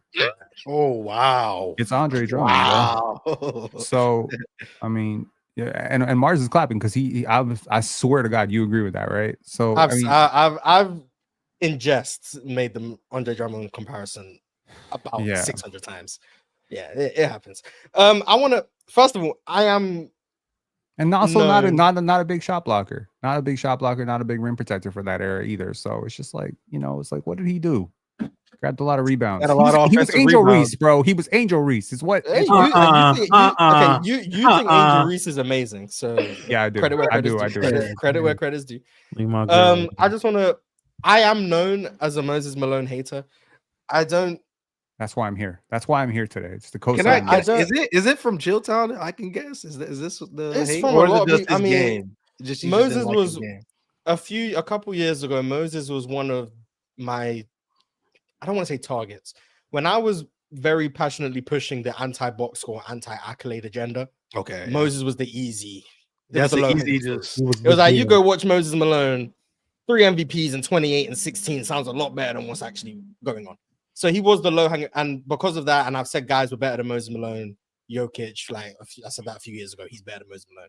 Oh my God, this before he won a championship. How dare you? Joel Embiid, I think peaked higher than Moses Malone. How dare you? Like, so that's why I'm known as a Moses Malone hater. I don't hate Moses Malone. I want to start with that. I don't hate Moses Malone. I think he's a very unique player. I don't think he was just a rim running, rebounding big. I think he was a unique profile. I don't think he was a unique profile. I think he dominated within his profile in a way that no one else has been able to. I think that's a better way to put it. We've seen a lot of rebound heavy bigs, a lot of bigs who eat up a lot of possessions. None of them were able to be as good as Moses Malone were at doing that.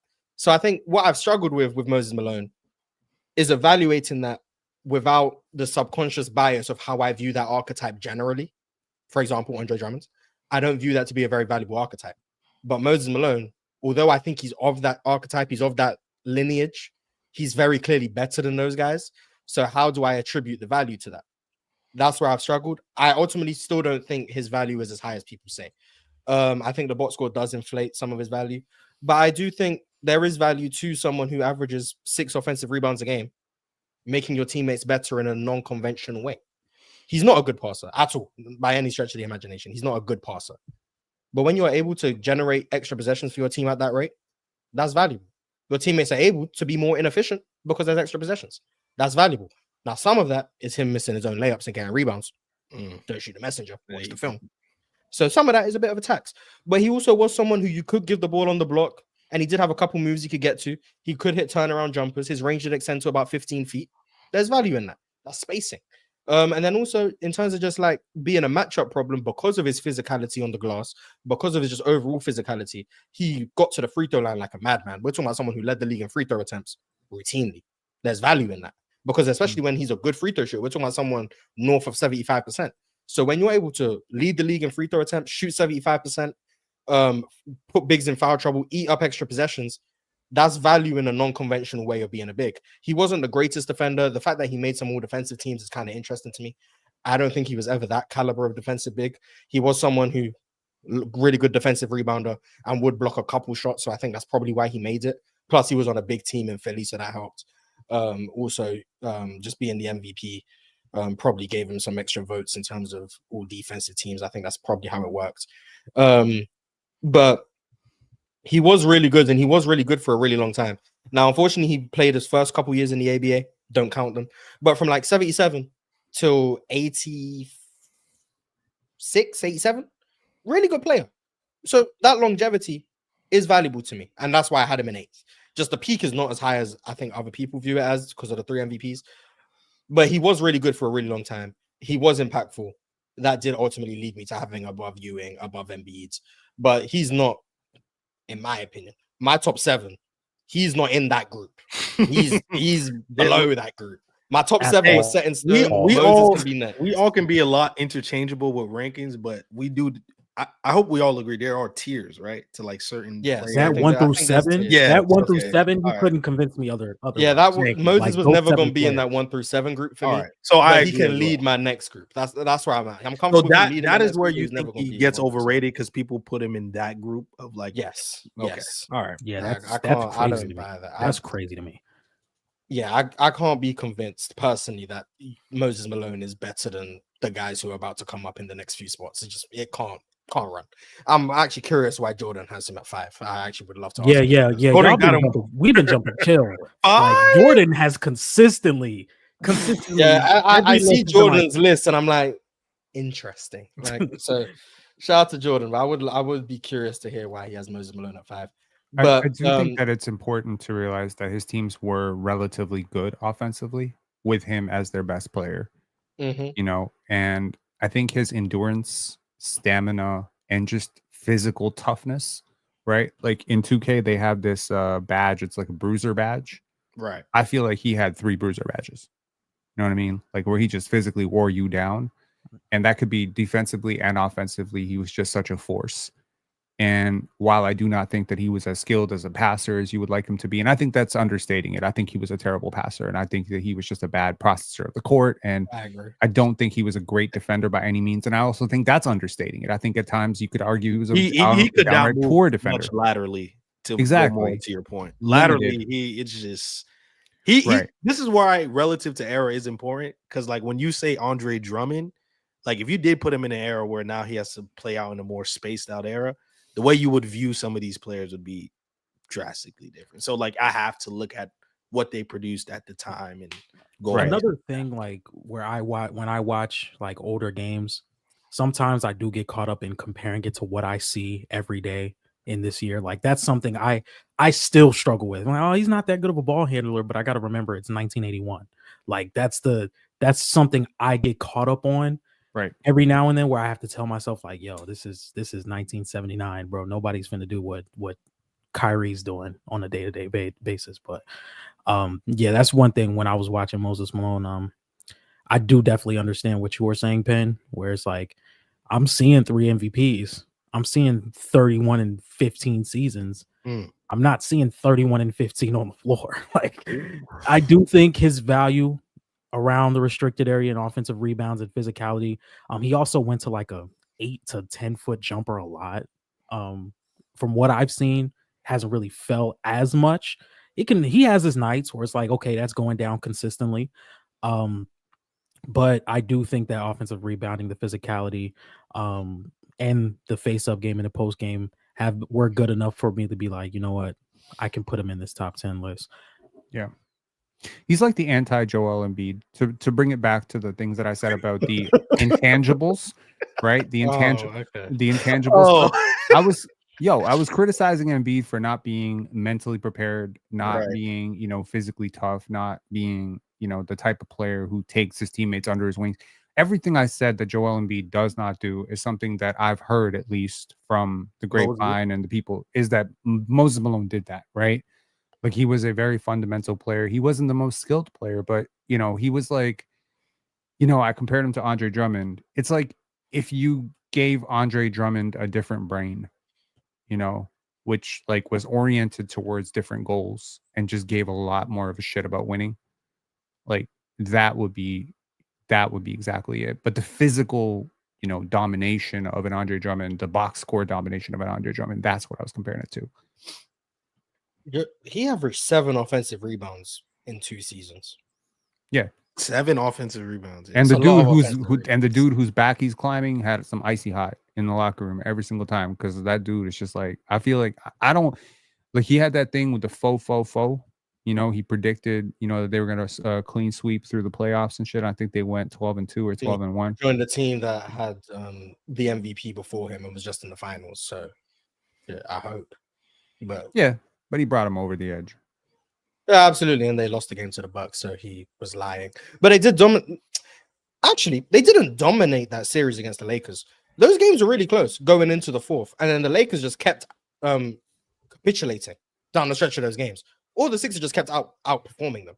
Like that series was lost in the clutch, and the Lakers just every game came up short. And Moses thoroughly outplayed Kareem for what it's worth. So give Moses credit where credit is due. He outplayed Kareem in the finals and won a finals MVP. So can I ask you a serious question? Moses Malone or Draymond Green? Be for real now. Be for real.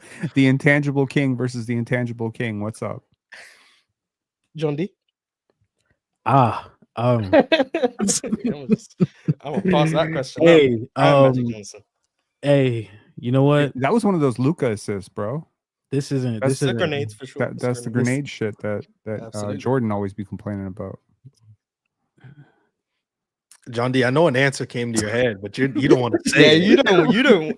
You make the clips. You don't have to clip this. So I look at his face and I knew he had an answer. I'm like, do I really feel like dealing with this for the next week? Hey, you gotta lay it on, just like, you know what I'm saying.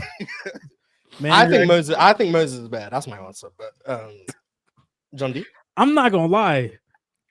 You could think Moses is better. oh my god, I'm going to take Draymond. I'm not gonna lie. If I wouldn't, bro, What? maybe again. But you got to understand though, because Draymond's team around him, like he had the perfect situation almost. Like I don't think you could get a better situation that would help him out offensively. Mm-hmm. We're gonna skip over this. I'm not even gonna lie. Yeah, you kind of said enough. You said you'd rather have Draymond. That's enough for me. I got Moses. I just think Moses is a better player, but I'm really high on Draymond. Although he didn't make the power forwards list and only got 5 points. He was on mine. From me. Yeah, shout out to you. I'm a fraud. But anyway, that was Moses Malone, 8th place, 57 points. Next with 78 points, so another sizable jump, 21-point increase. I think this is the first player that everyone had on their list. I'm not going to reveal where we had them, so I don't want to spoil this list anymore. So Low had him in 7th. ZZ had him in 8th. Tyler had him in 6th. Chill had him in 7th.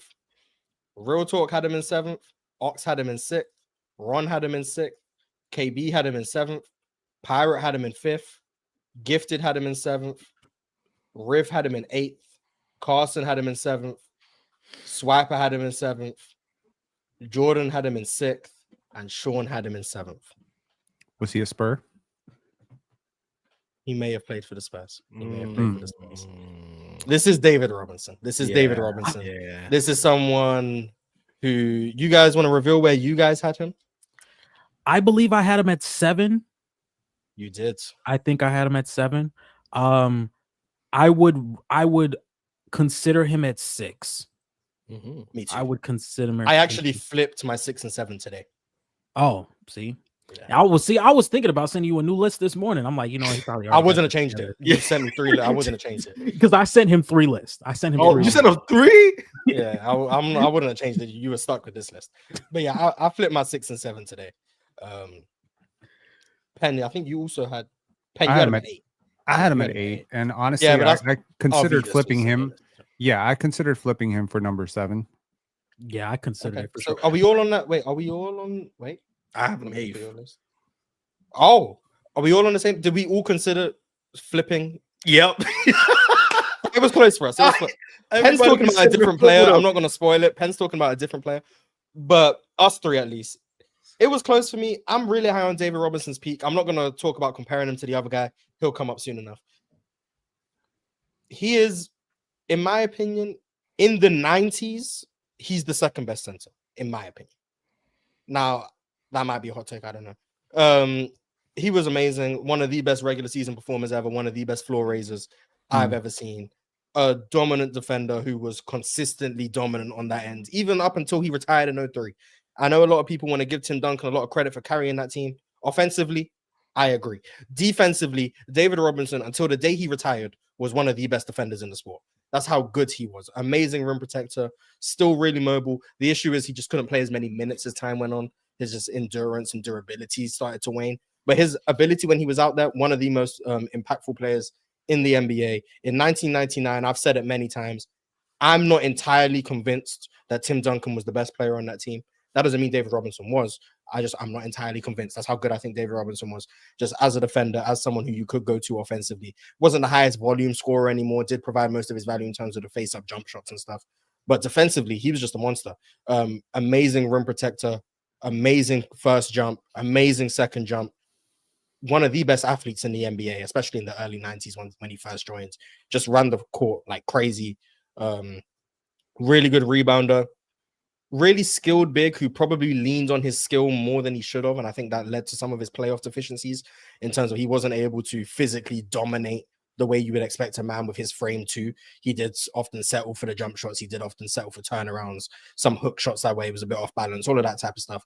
Led to some dents in his playoff efficiency as a scorer. but his impact can't be questioned. These are Spurs teams in the mid-90s, early 90s that had no business being as good as they were in the regular season, in my opinion. And David Robinson was as close to single-handedly as possible, carrying these teams to really, really good records year after year after year.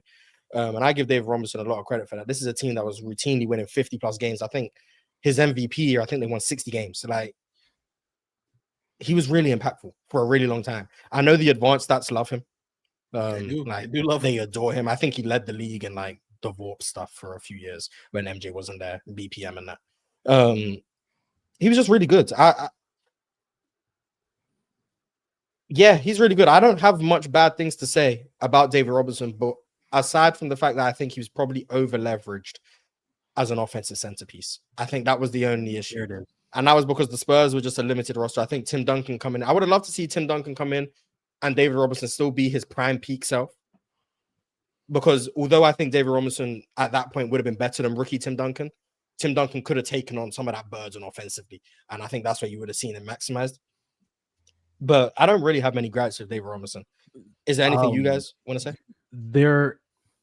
With David Robinson, I do believe the off-ball play being used as a pick and pop candidate and as being somebody that can drive past slower-footed defenders, and you also having to worry about that face-up mid-range jumper.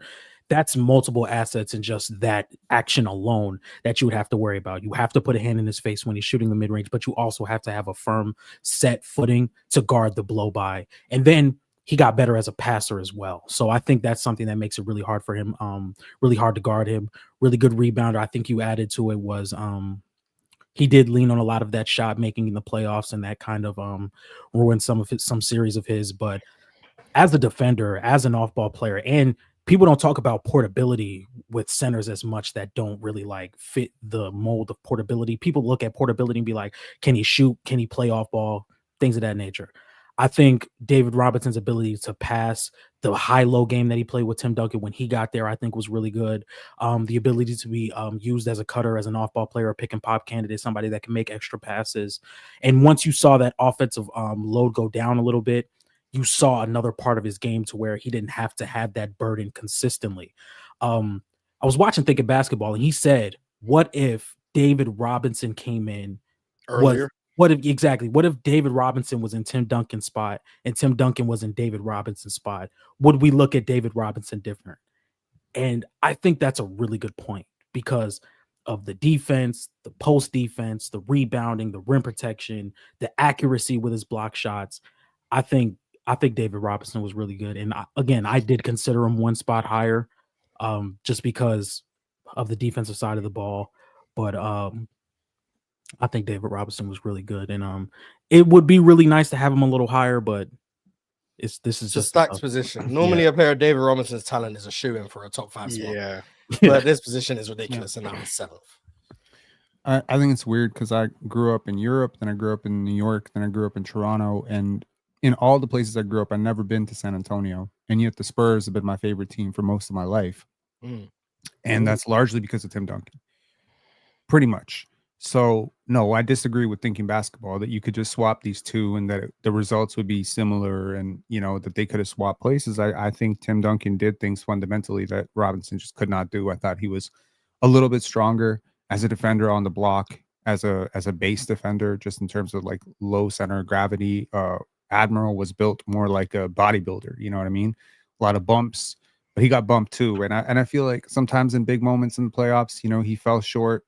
Right, like the series I think in 2000 where you know they lost. Duncan wasn't there. When Duncan wasn't there, he put up 23, 24 points per game, and very it was like, turning it back.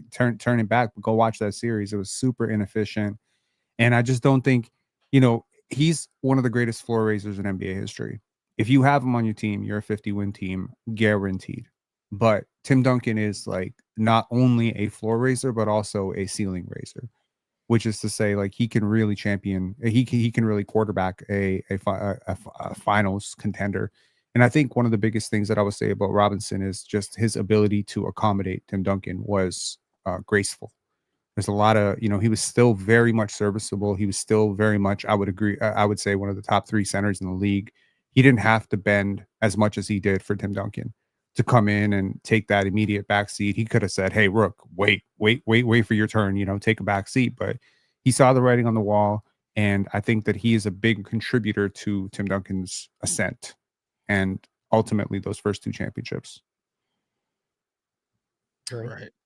I mean, you just talked about his size. It's kind of crazy for a center to be the size of like how he was built, just so light on his feet. Like one of the very first, and we're going to talk about another big man who was light on his feet, just as quick and all that, but primarily played from that elbow, rip throughs, got deep seals. That 15-foot jumper just looked nice. Like he was one of those first big men that just had this very smooth game, but wasn't really dominant through back to the basket. And it's kind of weird because, like, again, I'm going to talk about the size. It's like, how was this dude this fast, this quick, had the agility, and then just looked like he can just outmuscle you in every way possible? But didn't really do that a lot in the playoffs. Like, to Penn's point, part of that was back to the basket. He had a couple of issues come playoff time. Limited as a passer as well. I don't know if you guys agree with that sentiment as well. Extremely. Yeah, very limited. Most of the bigs from this era were. Yeah. I think he was one of the better ones of the superstars, which says something about the era. But that kind of makes you appreciate the ones who weren't passing liabilities, right? Like there's some guys who are going to come up on this list, I'm positive, that were good passers or that are good passers. Spoiler alert, right? And I feel like that value of playmaking from the center spot, especially for a guy who is very dominant, on the block as a scorer. Like David Robinson was a great scorer. For him, if he could have unlocked the passing as well, I think he would have had a case for being better than Hakeem. I agree. I think the post-up stuff was his biggest downfall, in my opinion. I view David Robinson and KG very similarly in terms of just their molds and the same similar strengths and weaknesses, but KG was like the better passer, ball hand. He was more of a 4. Like that's really what David Robinson was, a center with some of the similar weaknesses. KG was a 4 with some of the similar weaknesses. I'm very high on both of them. Someone sent a super chat. I actually wanted to read it. SG Prince 06 said D-Rob 100% deserved that 95 MVP, by the way. I wholeheartedly agree. I have no problem with him getting that 95 MVP. Who won the MVP that year? Him. He won it. He won it that year. Hakeem won it the year prior. Hakeem was the year before. Okay. Yeah, it was a big deal. Oh my God, Hakeem didn't win MVP, blah, blah, blah. And then they matched up. Obviously, Hakeem did what he did. But I think it was a very well-deserved MVP. Back to my point. Yeah, I just think offensively there were question marks. Defensively, I didn't have many question marks. I think in 95, I think he was the best defender in the league. That's just my opinion. He was really good. I don't have bad things to say about Dave Robinson. The fact that he's in 7th is just a testament to the position. It's not a knock on him or his greatness. I mean, once you get this high, you're gonna have to nitpick things, Yeah, like I could get him as high as 6. I think if he didn't get hurt in was it 97, the 97 season that led to them tanking for Duncan. If he doesn't get hurt and then his prime continues all the way up until let's say 2000, 2001, I probably would still have him 6. But it gets to a point where he already came in, he was 23, 24. Then he gets hurt at about 30. He's not the same player again post-injury. Still really, really good. One of the best players in the league. Top 10 player easily, in my opinion.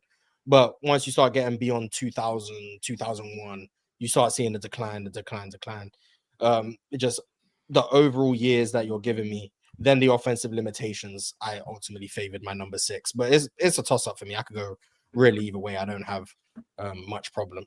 Go ahead. By the way, from what I've heard, David Robinson served in the Navy. Huge bias there. You know what I'm saying? Oh, you didn't know that? The brotherhood. Nice. You know, brotherhood. Okay.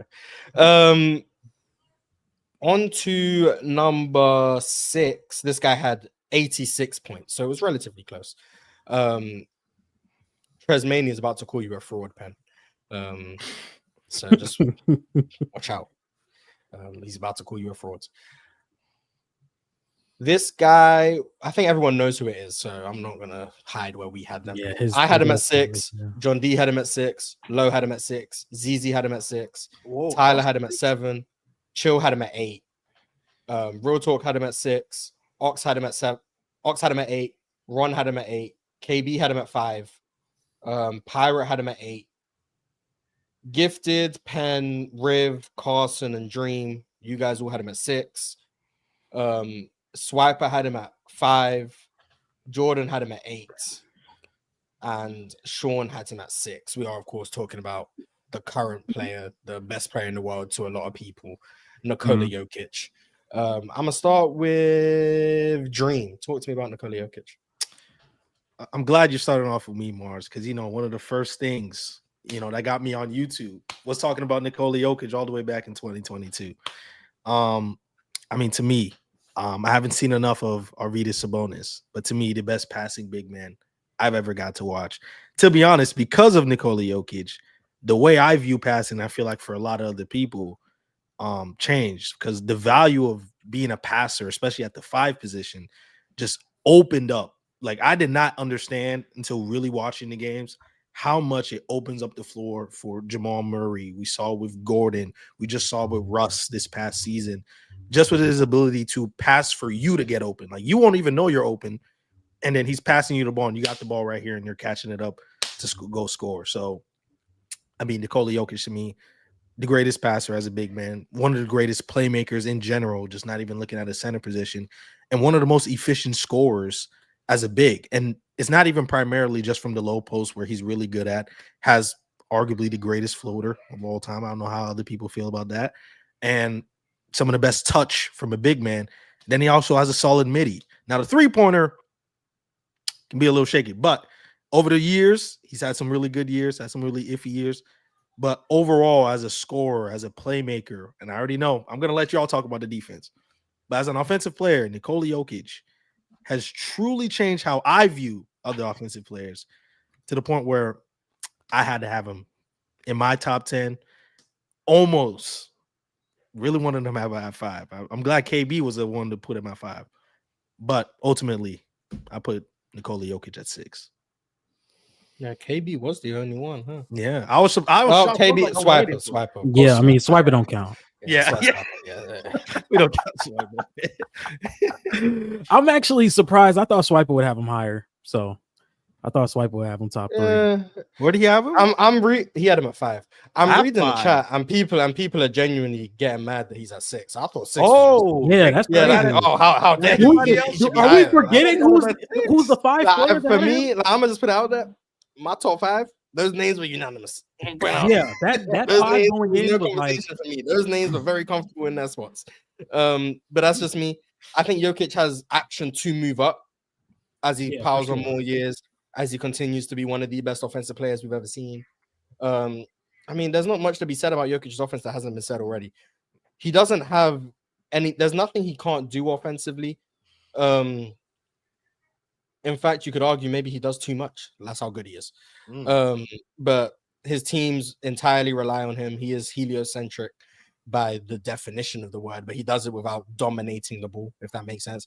He touches the ball every time down, but he's not holding the ball every time down. And it's really a nice brand of basketball. Amazing finds and cutters, just really good vision. Like, I don't need to say much about the passing. As a scorer, there's not much you can do to slow him down in the post. And more often than not, it takes triple teams to try and slow him down, denying the ball, honing in on his teammates' weaknesses and inability to get him the ball in his spots can lead to some struggles. This year, he became one of the best 3-point shooters in the NBA after having a down postseason last year. He decided, you know what? Yeah, I shot 27% from 3 in the playoffs last year. Take this 42%. Okay, cool, I guess. Some of the best touch in the paint that we've ever seen. Penn spoke about it last week. I've been saying for a while, the best floater I've ever seen. The best. Oh, so you have it as the best, better than anybody.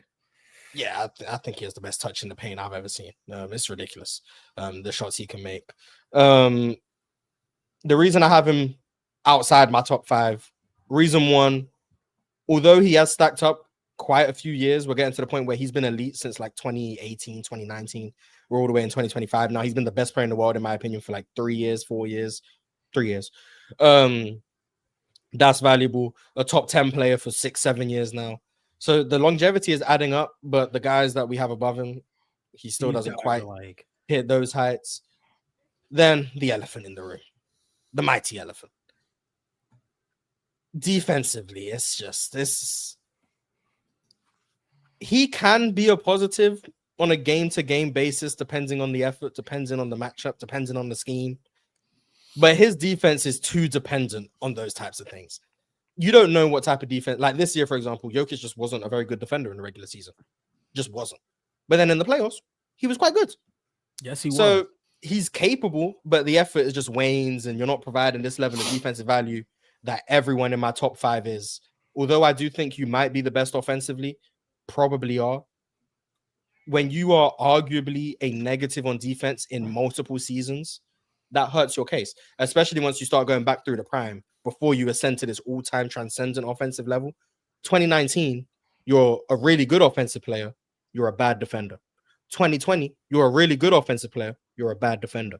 2021, your offense takes a leap. You're a bad defender. 2022, offense probably stays around the same or takes a leap. The best defensive year of your career.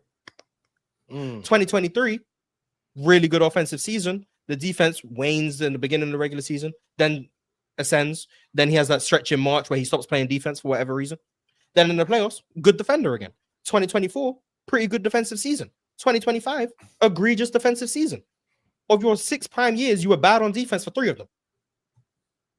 And that's me being nice. Generous, some people would say he's been a bad defender for his whole career. I'm being nice and just saying for half of those prime years. So I think I'm giving him grace. That hurts your case when you're actively bleeding value on one side of the court in a way that none of these guys were, plus your lasting longevity. It just means right now I can't get you into the top 5. But realistically, I can see him climbing as he continues. He's only 30, 31. As he continues to get better, it seems like every year he comes back with something new in the tool bag. We'll see what he comes back with this year. We'll see if he plays good defense this year. He can definitely climb this list, but right now 6 is the best I could do. I don't know. People are hating on this list. Another one thing I do. This is what I've been saying for a while now, but passing makes your scoring easier. Scoring makes your passing easier, and I think Jokic represents that to one of the highest levels I've ever seen. Jokic in the post is one of the most hardest things to guard in the league. Might be the hardest thing to guard in the NBA. And I've truly seen centers just hesitate being a help side rim protector. Guys like Rudy or Chet, even Chet in this past OKC series sometimes would hesitate to try and contest that that post move or contest that post layup or hook shot because Jokic is going to make the read instantly, whether it's Aaron Gordon in the dunker spot, MPJ in the corner, Jamal Murray finding something to do. But I think Jokic makes every read imaginable in those post looks. Just having that is extremely valuable. I don't think I'm as high on his 3-point shooting as some people are just because of the looks he gets. I think once he is a little bit more contested around the 3-point line, he may struggle from that a little bit more. And when he is being contested around the 3-point line, he does have a slower jump shot. So some of those shots are tougher to get off. But I do still think he's a positive shooter. And I do think this year he has a chance to inch himself even further into that top 5 because the Nuggets have a real chance to get out of the West this year, in my opinion. I think this is one of the better teams they've had in the Nikola Jokic run. And I think having a multitude of shooters, ball handlers, lob catchers, cutters with Aaron Gordon, Christian Brown, and then Cameron Johnson and Jamal Murray when he feels like making shots, Tim Hardaway when he feels like making shots. I think that is the perfect blend of players you could put around Nikola Jokic because he can play in a lot of different actions. He can play in DHOs, he can play in pick and rolls, he can post up, he can have players run actions outside of his post ups.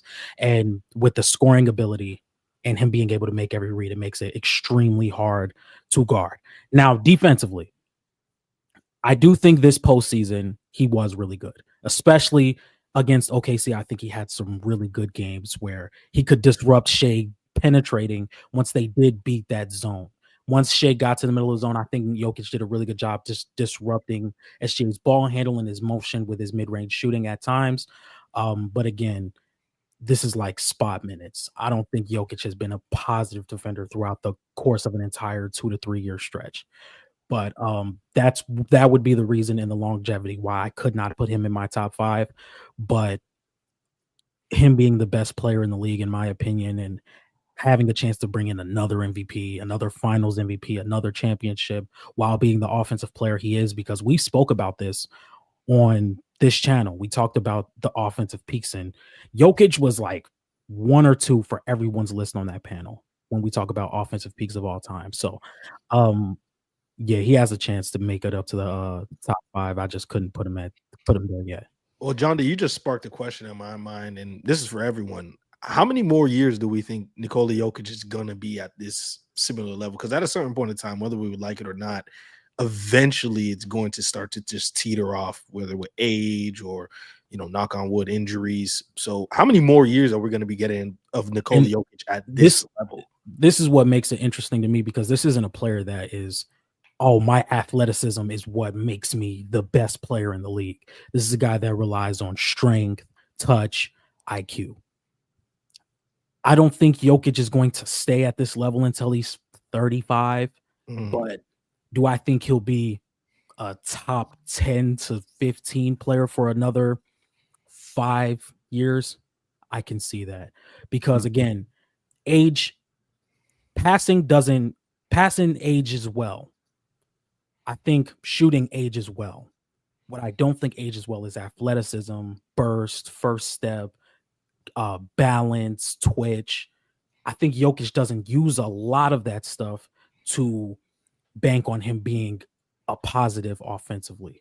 So that's a really good question. That is a really good question. Yeah, because I'm already seeing somebody in chat just said it's never slowing down. Well, I don't know what to tell you, brother. Eventually, it's gonna slow down. I mean, you'll see regression, but yeah, I think Jokic can play. This level is ridiculous. We're talking about someone who's peaking at one of the 15 best players you've ever seen. Ever. That's what I'm 15, 20.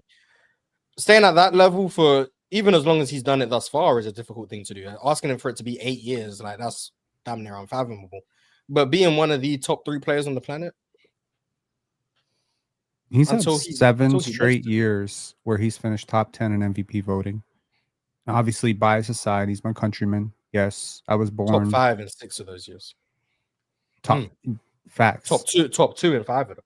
Exactly. That's crazy. So I mean, bias aside, I was born 1 in 3 of them. Yeah, I was born in the same country as the guy, so I mean that matters to me. Obviously, from a national pride perspective, to defend him. Yeah.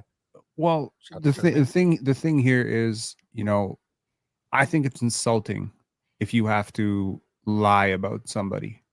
It's almost like to say the work should represent the truth, right? It's almost like those parents that go and complain about their kids' grades. It's like, bro, like trust your kid to fix their own grades. You don't have to lie about shit.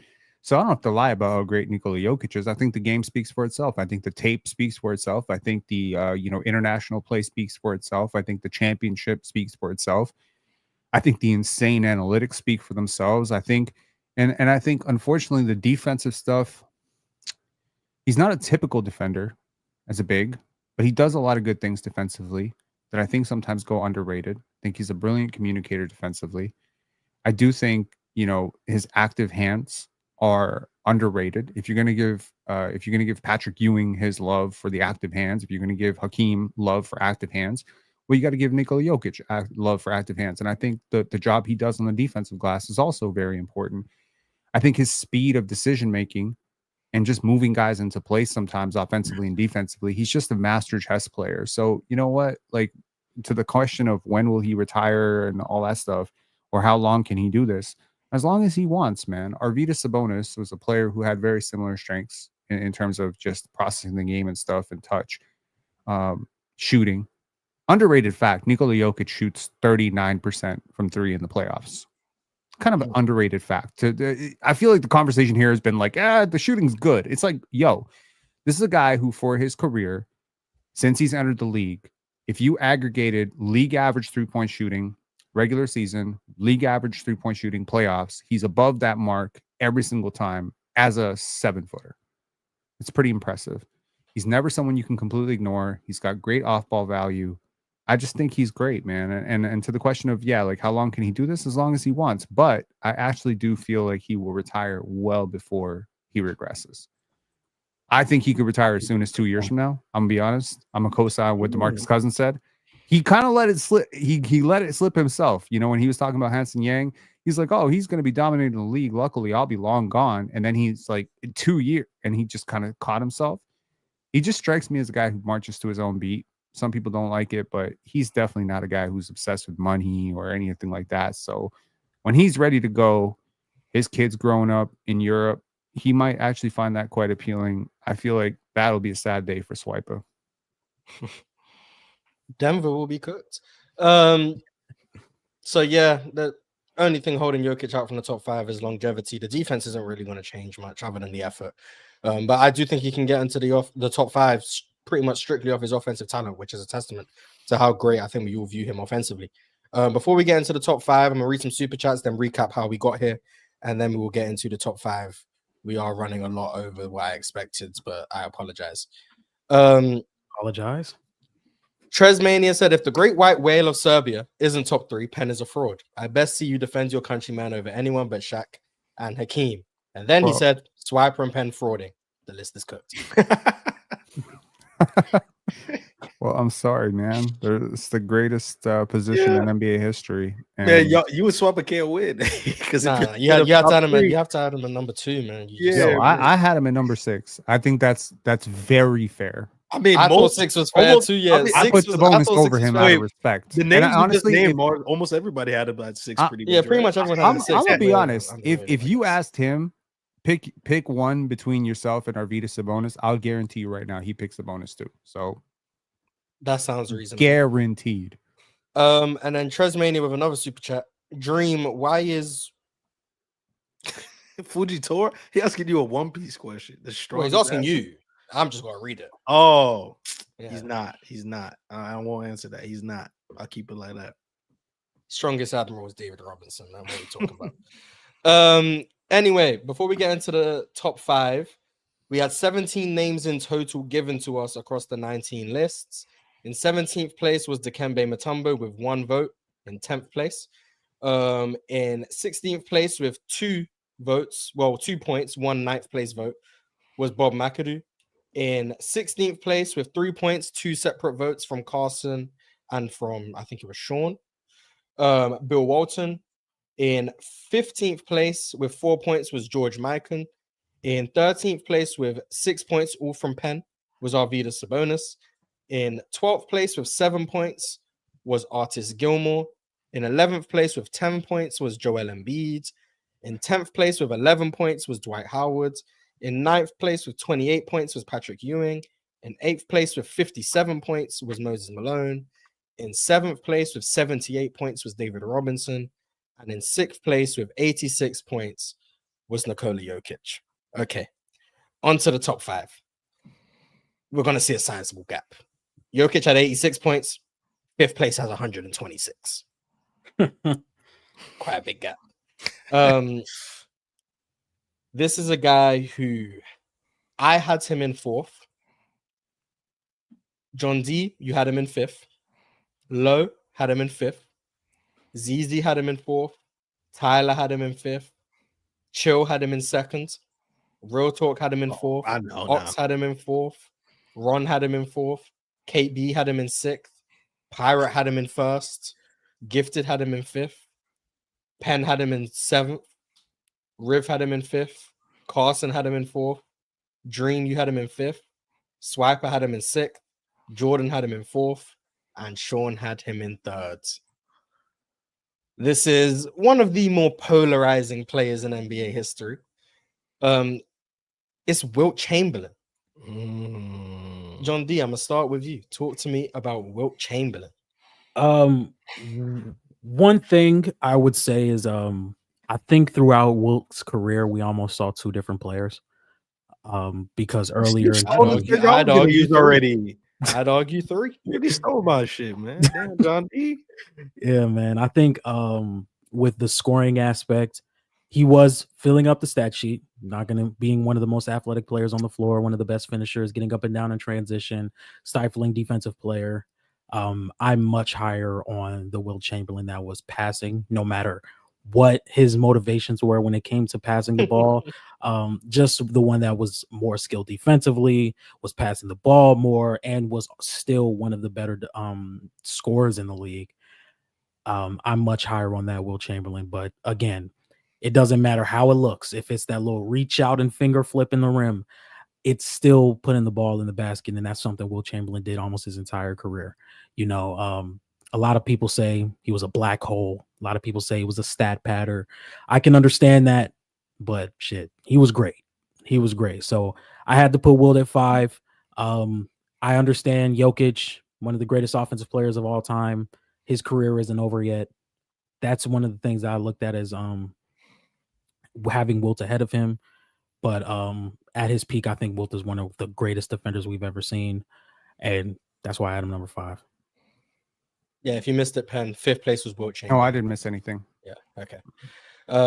I know you had him in 7th. So before I go to Dream, Penn, talk to me. Wilt Chamberlain in 7th. I just don't think he was that good, man. No, I think it's simple as that, man. It's interesting. It's a little bit of the Chris Bosh paradox, right? Where the more you score, the worse your team is. The less you score, the more you focus on the ancillary pieces, the better your team is. When he became more of a passer, when he became more focused defensively, when he became more focused on the team stuff, that's when his teams won. When he was the center point of the offense, his teams were consistently the worst offensive teams. Like, they were relatively worse offensively for it. I also think the pace adjustment needs to be factored in heavily. Those teams were running, bro. When you look at the gaudy numbers, you look at the 50 points per game, 48 minutes a night, it is the stuff of lore, right? You think about it and you compare it to today's game and you're like, nobody could do that today, right? But there's a reason why nobody can do that today. The game is so different. It's not a track meet, right? It's not just a game of endurance. And I just found him so one-dimensional offensively, and I found him to be a bit of a black hole. I'd certainly feel that way. So yeah, he was a great player, and I just think it was, if his mindset had been more Kareem, where he was willing to move off the ball a little bit, you know, help others get better, make other players better. If his mindset was more Arvydas, if his mindset was more Shaq, Bill Russell, then I think he could have been number 1 on this list easy. In fact, I think the greatest tragedy of Wilt's career was that he didn't become the greatest center of all time, because he damn well should have been. Dream.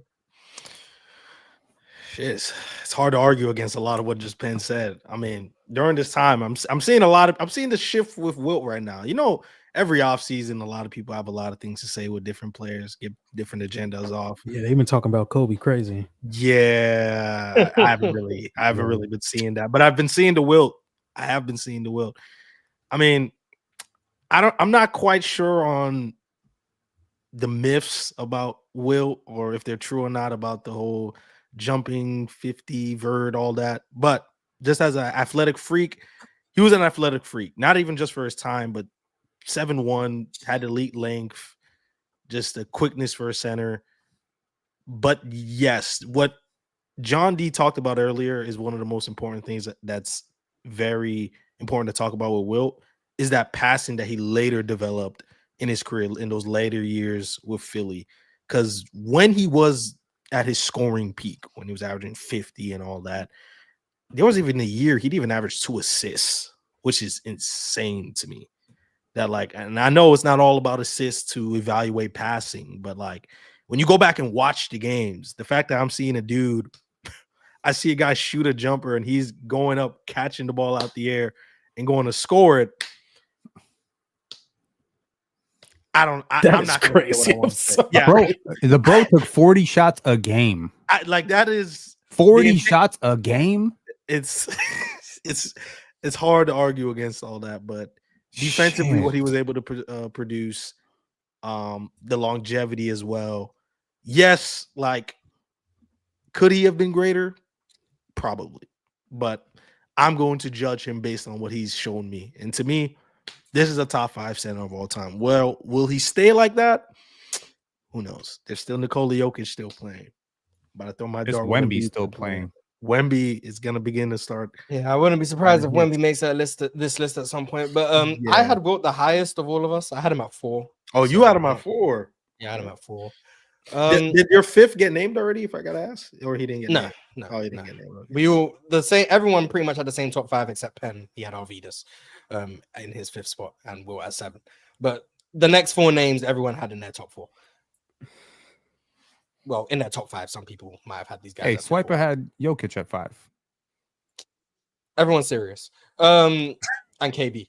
Anyway, Wilt's tough for me because me and Penn had a animated debate about Wilt and Bill Russell, who's going to come up at some point. I think Wilt peaked higher than Bill. I'm just put that out there.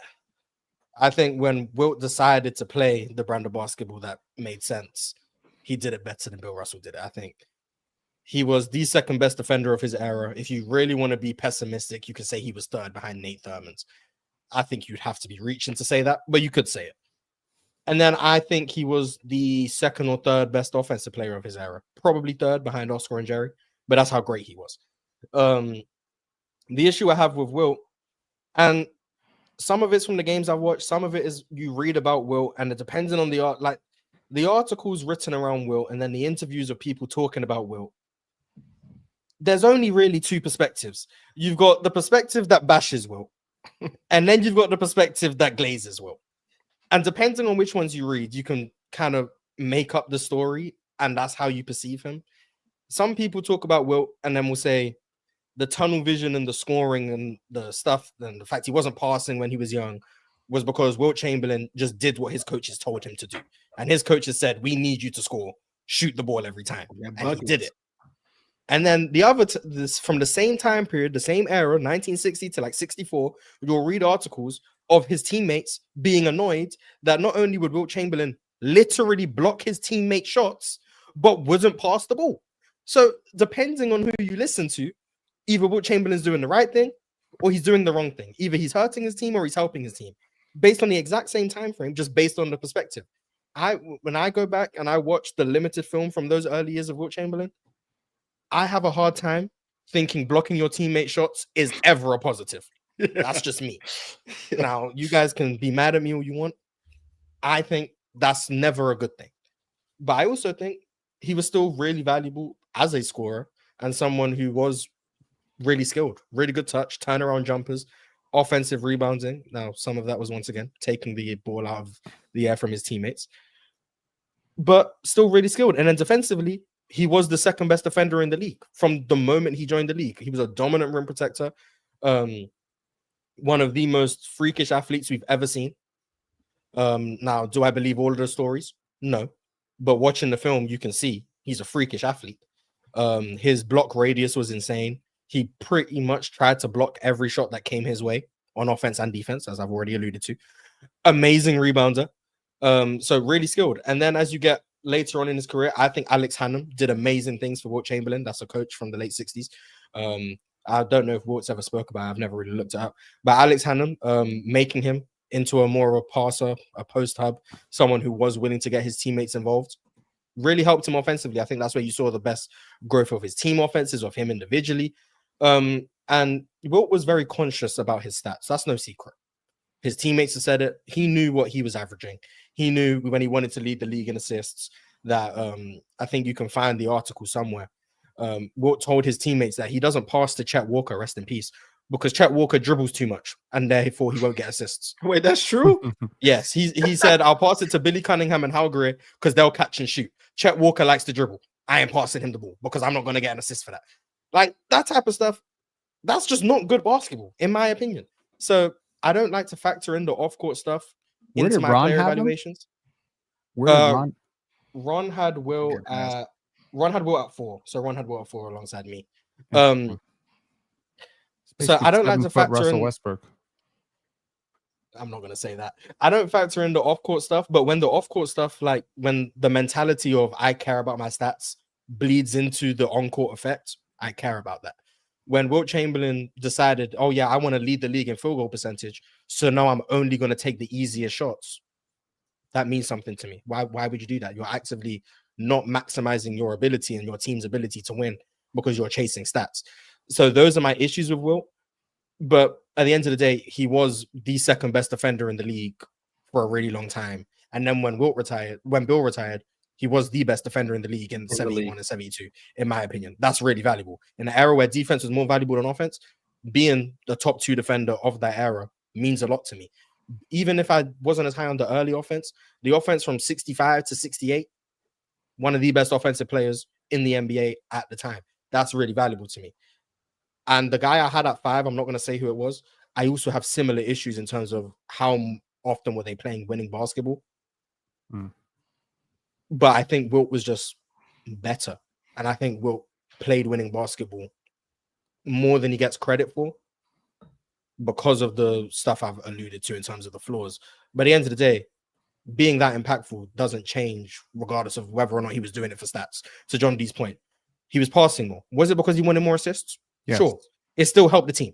Like, I don't care about your intentions. You're saying if it still leads to good results. Despite it being a selfish reason. Yeah, you might be doing the right thing for selfish reasons, but at the end of the day, it's the right thing. So I don't care. And that's what Wilt was doing. So I just think Wilt Chamberlain was really good. I just think, unfortunately, he was very, I don't want to use the word sensitive. He was very aware of what the narrative around him was. And he tried to change his style of play to change the narrative around him. And I think sometimes that was to his benefit, sometimes it wasn't. And ultimately, if he played more like he did from 65 to 68 throughout his career, probably would have had him like number 1 or number 2. But he didn't. He ultimately falls to number 4 for me.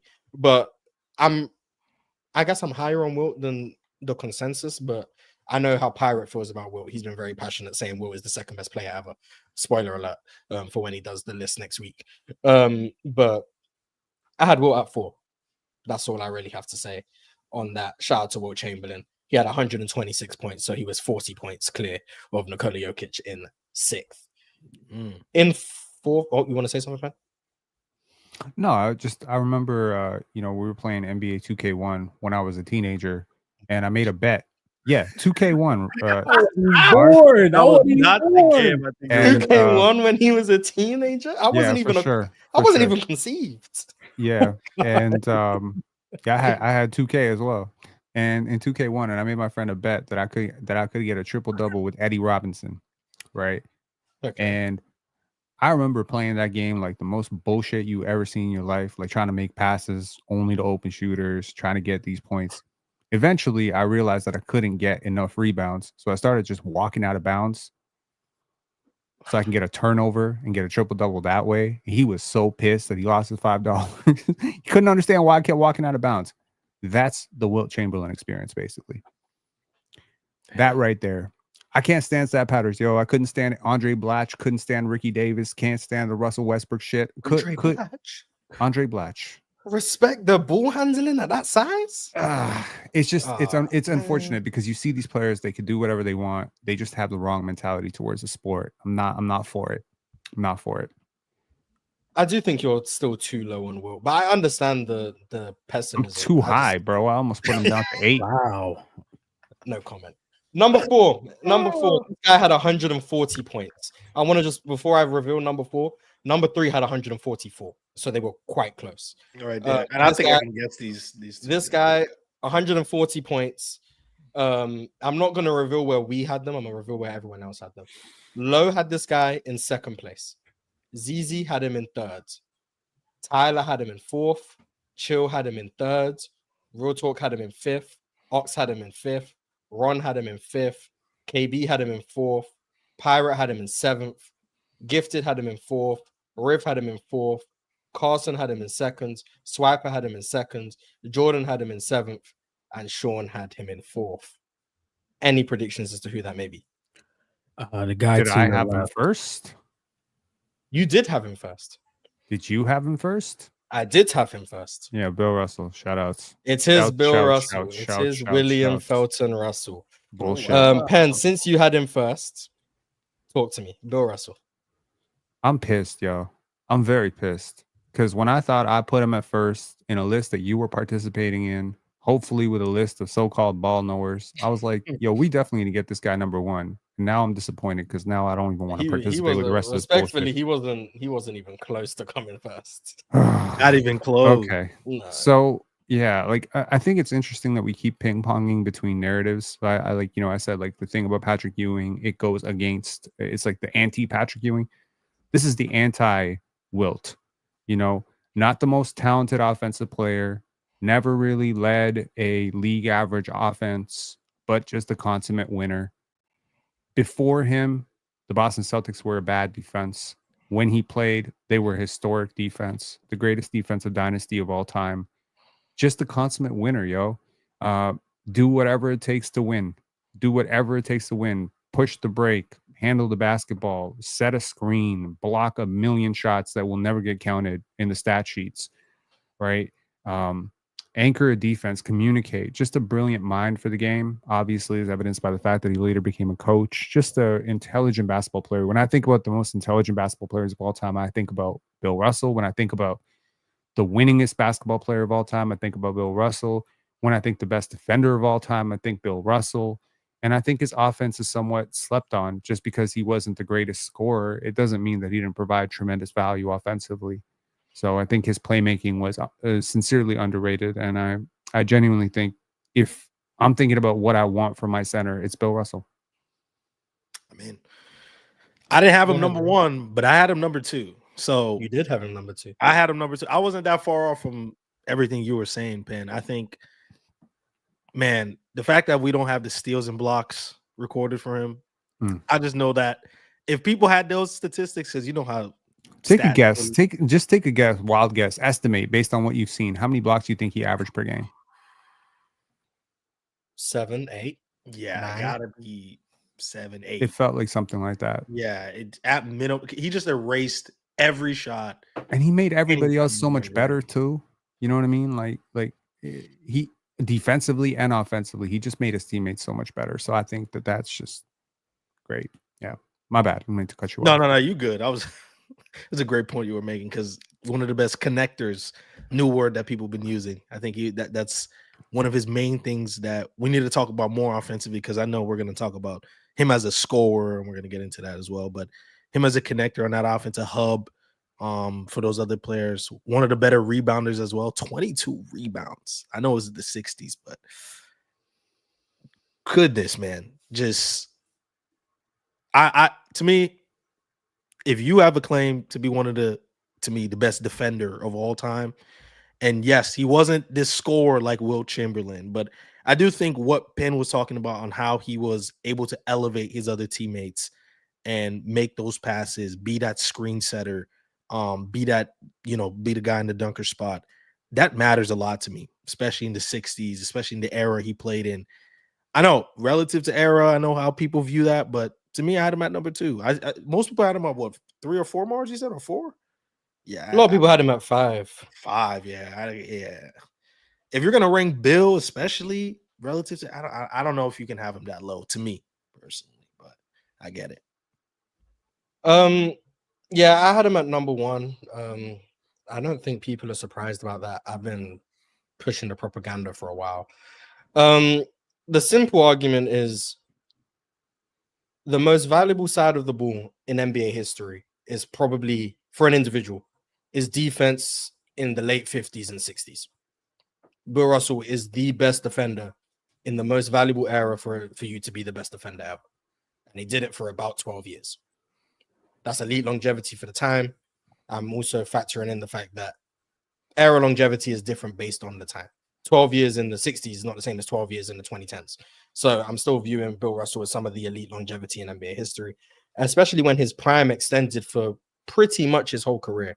You got some guys who played really well for a really long time, and they might have peaked higher than Bill Russell. I'm not as high on Bill Russell's total peak as maybe some other people, but his prime was so good and so extensive that I do think just in terms of overall value, it does trump a lot of people. The interesting thing is that this Celtics dynasty, I know a lot of people point to the Hall of Famers and stuff. Some of those guys are in the Hall of Fame purely because of the championships. Some of those guys were rightfully so Hall of Famers: Bob Cousy, Tom Heinsohn, John Havlicek, mainly because of stuff he did later in his career. John Havlicek, Bill Sharman, Sam Jones, etc. At different periods of the dynasty. But if you look at the Celtics team year after year, they weren't just the most stacked team in the league in terms of like top end talent, all NBA talent. If you care about that all-star talent, they weren't just, oh, this team has 5 all NBA players, no one else has 2. No, they were pretty much in line with the other best teams in the NBA, whether that be the Lakers or the Warriors or the Sixers, whoever. They were pretty much in line in terms of the top end talent, in terms of how it was viewed. And then offensively, the biggest thing was like they were never this dominant offensive team which I think part is because Bill Russell wasn't the greatest offensive player.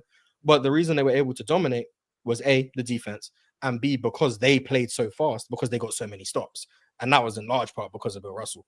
But what I think does Bill Russell and the Celtics the biggest disservice is, I know people use relative defensive rating and stuff. Because there were so few teams in the NBA, the Celtics being so good defensively skews their own relative defensive rating because they're dragging the average up.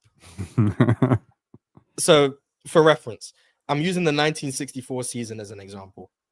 The Celtics' relative defensive rating per Basketball Reference that year is about a negative 11. It's about a negative. It's like negative 10.8. If you take the Celtics' defensive rating out and just look at the league average for the other 8 teams in the NBA, they're actually a negative 13. Like, they are like by far the best defensive teams ever, year after year after year. And in large part because of Bill Russell. He was an amazing rim protector. He was mobile for the time. He was an amazing rebounder. He was a really good post defender. There wasn't anything he couldn't do defensively. And then, to Penn's point, one of the smartest players ever. He quite literally coached the team his last couple years. While he was playing. He coached the team. So he was just amazing. And when I'm looking at Bill Russell and all of that impact, and then offensively, a willing passer, someone who wasn't the most talented offensively. He wasn't someone you could give the ball to and he's going to go get to a bucket routinely, but could play out of dribble handoffs, which was very common back in the 60s. It's funny how the league comes full circle and now we're running DHOs in the 2020s, but back in the 60s, they were doing it. Really comfortable in that area, just a really willing passer, got on the offensive glass, ran the floor like crazy. Wasn't the most efficient scorer, but also wasn't inefficient for the time. I would view him as, in his prime, a positive on offense. The years outside of his prime, probably a neutral, slight negative, depending on the years. And also one of the best playoff performers, playoff risers we've ever seen. Whether that be in game 7s, I think he's 10-0. Whether that just be in the playoffs, the defenses get better. His performance gets better. He becomes a better scorer, especially in his prime. Like, when you needed, and I'm not going to say I have Bill Russell number 1 because of the 11 rings. Everyone knows how I care about the accolades. But Bill Russell undoubtedly drove winning. Now, does that mean if you put him on a different team, they win 11 championships again? Maybe not. I guarantee you, Bill Russell on any team within that era retires with the most championships in that era. I can't prove it. I guarantee it happens. Because what he did was so valuable for the time that no one else could match it. No one else could match his defensive impact. I said Wilt was the second best defender of the 60s. It's like the gap between Steph and the second best shooter. Like, you're seconds. Congratulations, but you're not close to first. Bill Russell was. I think he was a different monster. Like, that's all I can really say about Bill Russell. John D, you're muted. I didn't know if you knew that. Yeah, but I was going to say that's all I really have to say. The second best is like. I was saying, like, it's like being the second. You're closer to 10th than you are to first. You know, like, I could definitely see. I could definitely see your argument just because of one, the lack of outside shooting in the 60s and being reliant on finishing around the rim and being the best rim protector in that era, I do think is really valuable. I think you hit the nail on the head when the transition play, the willing passing, the rebounding. For example, the reason I had him 4th, I do think the guys ahead of him are some of the better offensive centers we've seen in NBA history, while one of them is still a top 5 defender, in my opinion, in NBA history. So that's really the only thing with Bill Russell. I could definitely see the argument for number 1. I could see it 1 through 4, 1 through 5. I just had him at 4. Yeah. Very annoyed that he came 4th, but it is what it is. In 3rd place, this guy had 144 points, so Bill Russell was 4 points away. I had him in 5th. John D, you had him in 3rd. Lowe had him in 4th. ZZ had him in 5th. Tyler had him in 3rd. Chill had him in 4th. Real Talk had him in 1st. Ox had him in 3rd. Ron had him in 3rd. KB had him in 3rd. Pirate had him 4th. Gifted had him 2nd. Penn, you had him 4th. Riv had him 2nd. Carson had him 5th. Dream and Swiper had him 4th. Jordan had him 1st. And Sean had him 5th. So quite a large range. No one had him lower than 5th. A couple people had him 1st. Most people had him between 2 and 4. We are, of course, talking about Hakeem Olajuwon. John D, I'm going to start with you. Talk to me about Hakeem Olajuwon. I think Hakeem Olajuwon is one of the better post players we've ever seen. The footwork, tough shot making ability, the finishing around the rim. But I think his calling card was the defensive end.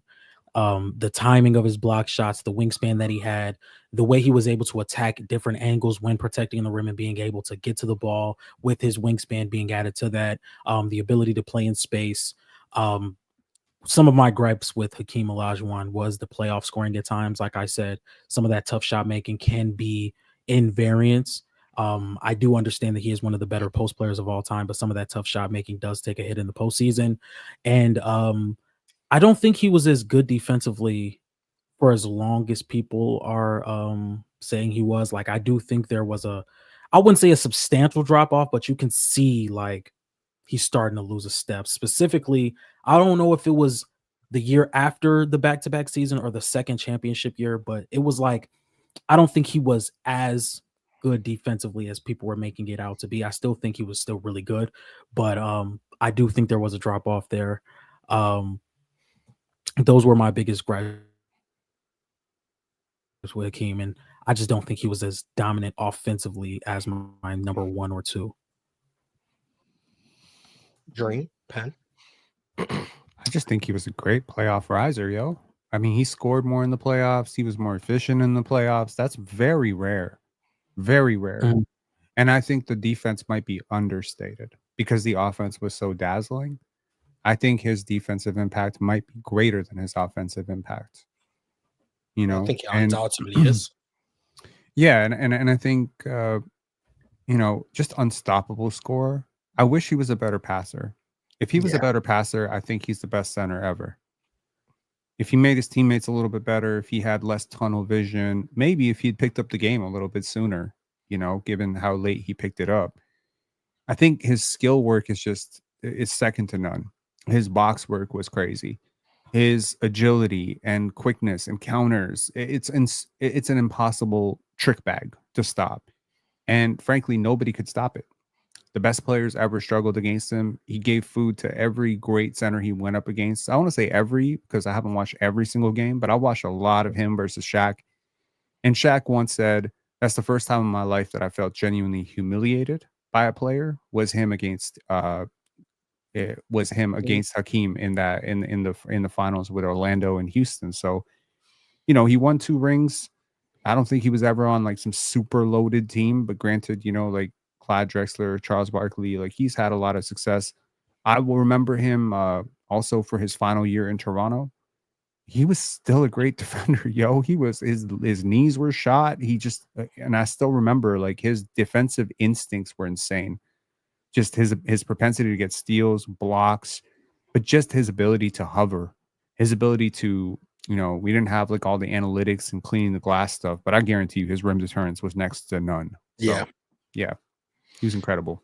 I mean, it's like you said on offense, the dream shake, the fact that like even in the modern day, he's still teaching like a lot of these players, LeBron, Dwight, like a lot of the footwork principles he learned all the way back then that still helps players today. I mean, I talked about it with David Robinson being light on his feet for his frame, but like Hakeem at like 7 foot with that frame being so light on his feet with those fadeaways, the shake, it was insane. The passing, especially early on, I think that's where it really hindered him. Like I was talking about it earlier about the Seattle Supersonics on how like, that's when I was like, oh, okay. Now I see why when people talk about the big man passing, especially like Hakeem in that series, it was like, oh, wow, okay. Yeah, he definitely from 94, 95, like you just got that tape versus this tape. It's like a completely different player as a passer. So Hakeem definitely progressed as the years went by. But defensively, I don't even have anything more to say. Y'all pretty much said everything. It was just a monster defensively. If it wasn't for Bill Russell, I think he's the best defender ever.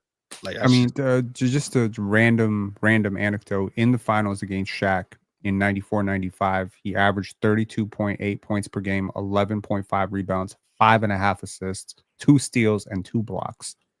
Yeah. Like the ultimate fantasy player if there ever was one, but it wasn't just empty stats. Like it was legit. And if you didn't double team him, he was going to score 100 times out of 100. He was going to score. So just impossible, man. Shaq was a really good defender, and he tore him to shreds.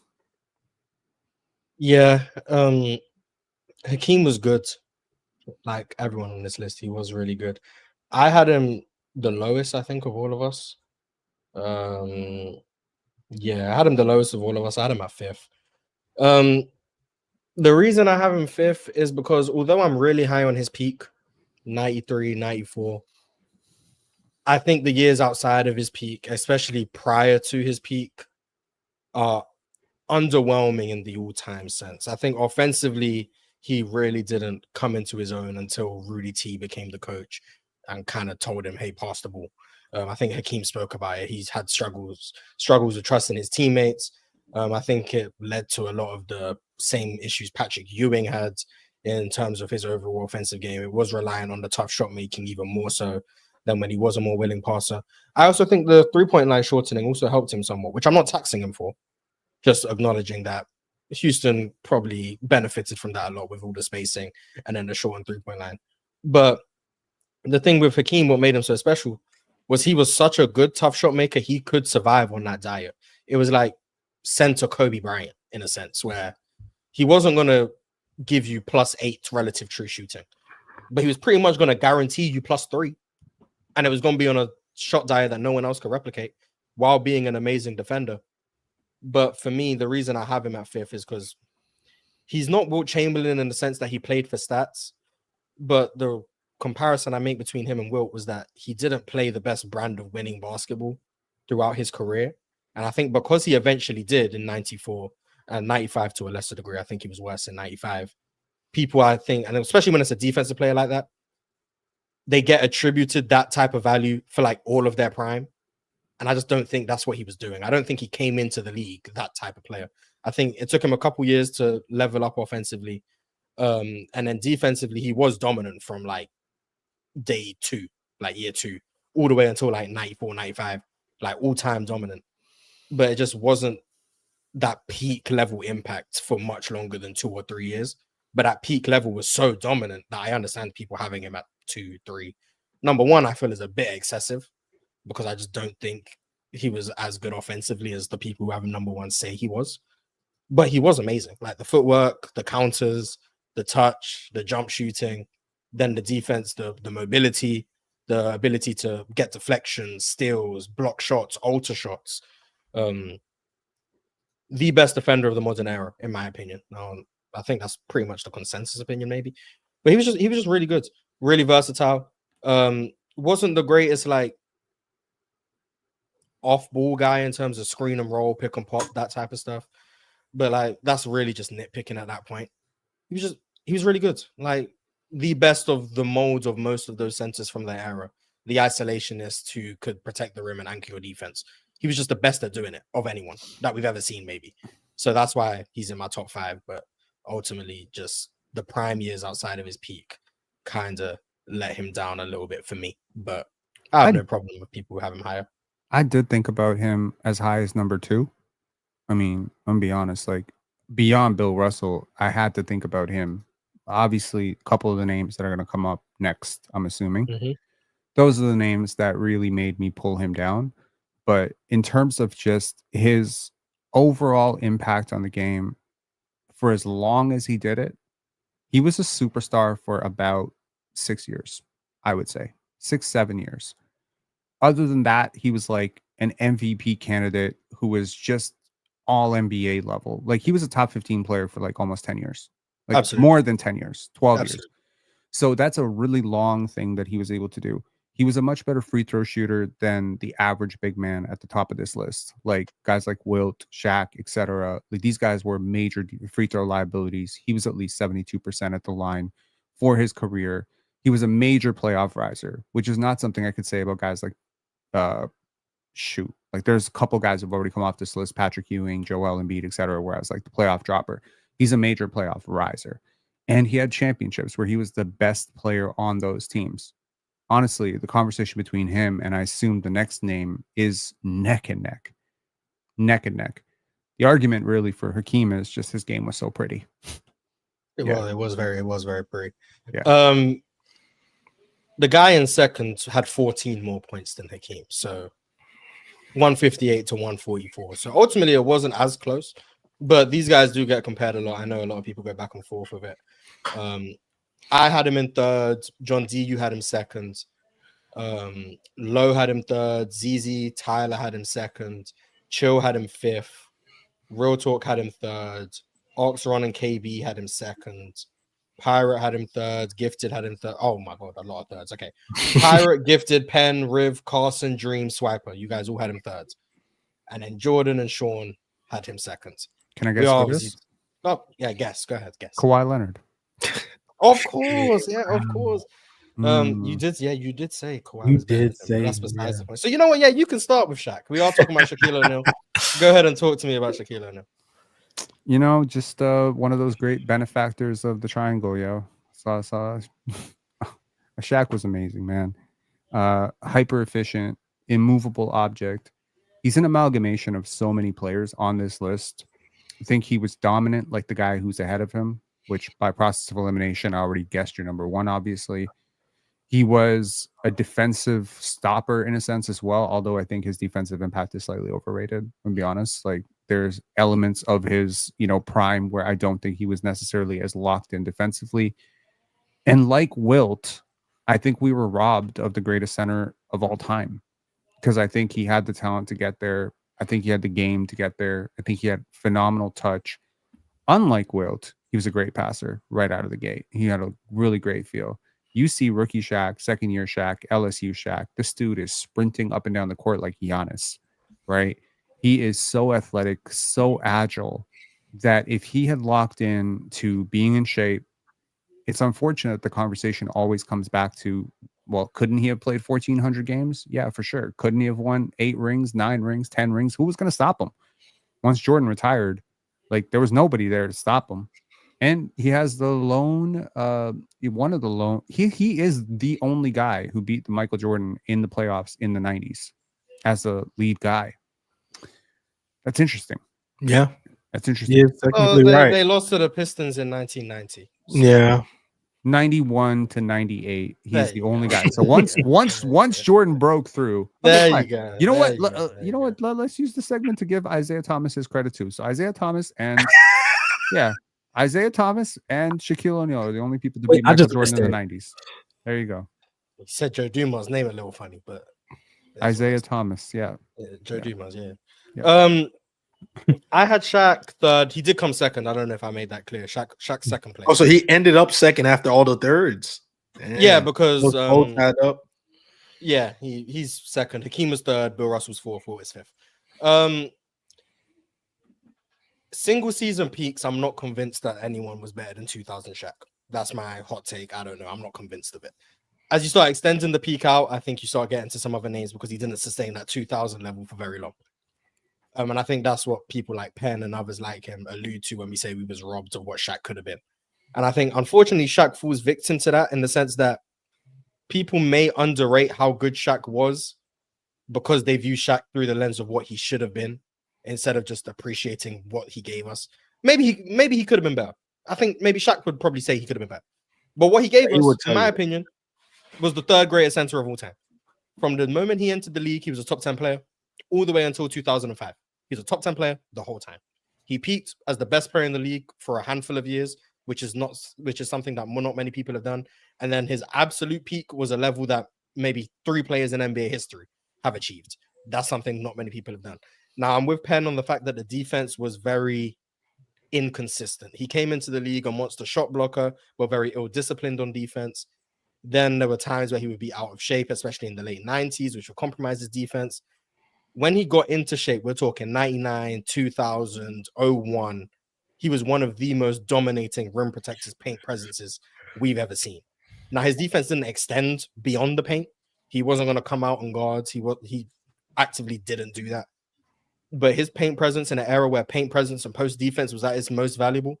Well, not paint presence, that was the 60s. But post defense was at its most valuable. Shaq was amazing at it. He was a dominant rebounder on both sides of the ball. An offensive force who commanded doubles and triple teams. I think he's the second best offensive big ever. I could even make the argument for first.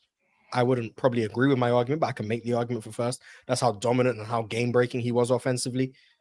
There's just not like for me. I know a lot of people are of the belief, and I don't mean to bash Hakeem when I say this. A lot of people are of the belief that like Shaq and Hakeem are comparable on offense. Hakeem's better on defense. Hakeem's better than Shaq. Yeah, I think Shaq is comfortably better offensively. Like I don't think it's close at all because of the passing, because of the physical imposition, all of that stuff. Just the results in terms of team offense. Shaq was churning out elite team offenses regardless of personnel year after year after year in the playoffs too. I just think Shaq was a monster. I think second is a fair placement for him. I had him third, of course, but underrated longevity. The peak is probably properly rated. And he was just so impactful. Like year after year, if you had Shaq on your team, he turned an Orlando team that just joined the NBA into a legitimately great team. And I know Penny Hardaway joins in year 2, but into a legitimately great team by like year 2, year 3. Like that's tremendous impact. And then until he left, they were really good, dominating in the Eastern Conference, even got to the finals in 95, ultimately lost to the Bulls in 96, got swept. That Bulls defense was menacing. But then goes to the Lakers, really good over there, takes a few years to break through. And the issues with Shaq's defense, like against the Utah Jazz, for example, you see the issues. And that's where I can understand bringing him a bit further back because the defense was as inconsistent as Penn said. But once you got to Phil Jackson coming into LA, especially in the playoffs, he was one of the most dominating defenders in the league. And then not to mention the finals performances. Have we seen a 3-year stretch of finals performances like that? Like Michael Jordan? LeBron, maybe? He was a playoff riser. I'll give him that for sure. He was ridiculous. So I just think Shaq was a monster. That's why I had him at third. I don't know if there's anything you guys want to add, but I just think he was. I think impact on the game is such a huge element. Like, how does another team have to prepare for you? Well, teams were preparing for him in the summer by signing random extra bigs, random 7-footers. The league was preparing for him by changing rules, right? Like there's a few players throughout my lifetime that rules have been changed for. Barkley, Wilt, well, not lifetime, not lifetime, but in the collective consciousness lifetime of NBA history. Wilt, Kareem, Shaq, Barkley. That's about it, right? Like in terms of like James Harden. Sure, James Harden. Yeah, for give other him his reasons. flowers. Yeah. So I just think like when I look at those rosters in the late 90s, early 2000s, especially in the Western Conference, and I see how many of those random, like 13th, 14th, and 15th guys on that roster are just like Joel Persbillas of the world, like the Chris Mims of the world, just guys that you're throwing. And I think like that a dude is good when your game plan to your player is go in and foul him. Like just absolutely unstoppable. And I think he really made his play. I think he made the guards that he played with better. I understand that, he had his issues with Kobe, but I think he made Kobe a better player. I think he made Wade a better player. And I think he made Penny a better player too. So, shout outs to Shaquille O'Neal. Yeah. Big shout out. I mean, I'll only say the numbers. That 3-year peak you were talking about, Mars, 58 games in the playoffs. Talking about 30 points, 14 rebounds, nearly 5 offensive rebounds, 3 assists, 55% from 2, 12 free throws attempts a game, and 58 games in the playoffs.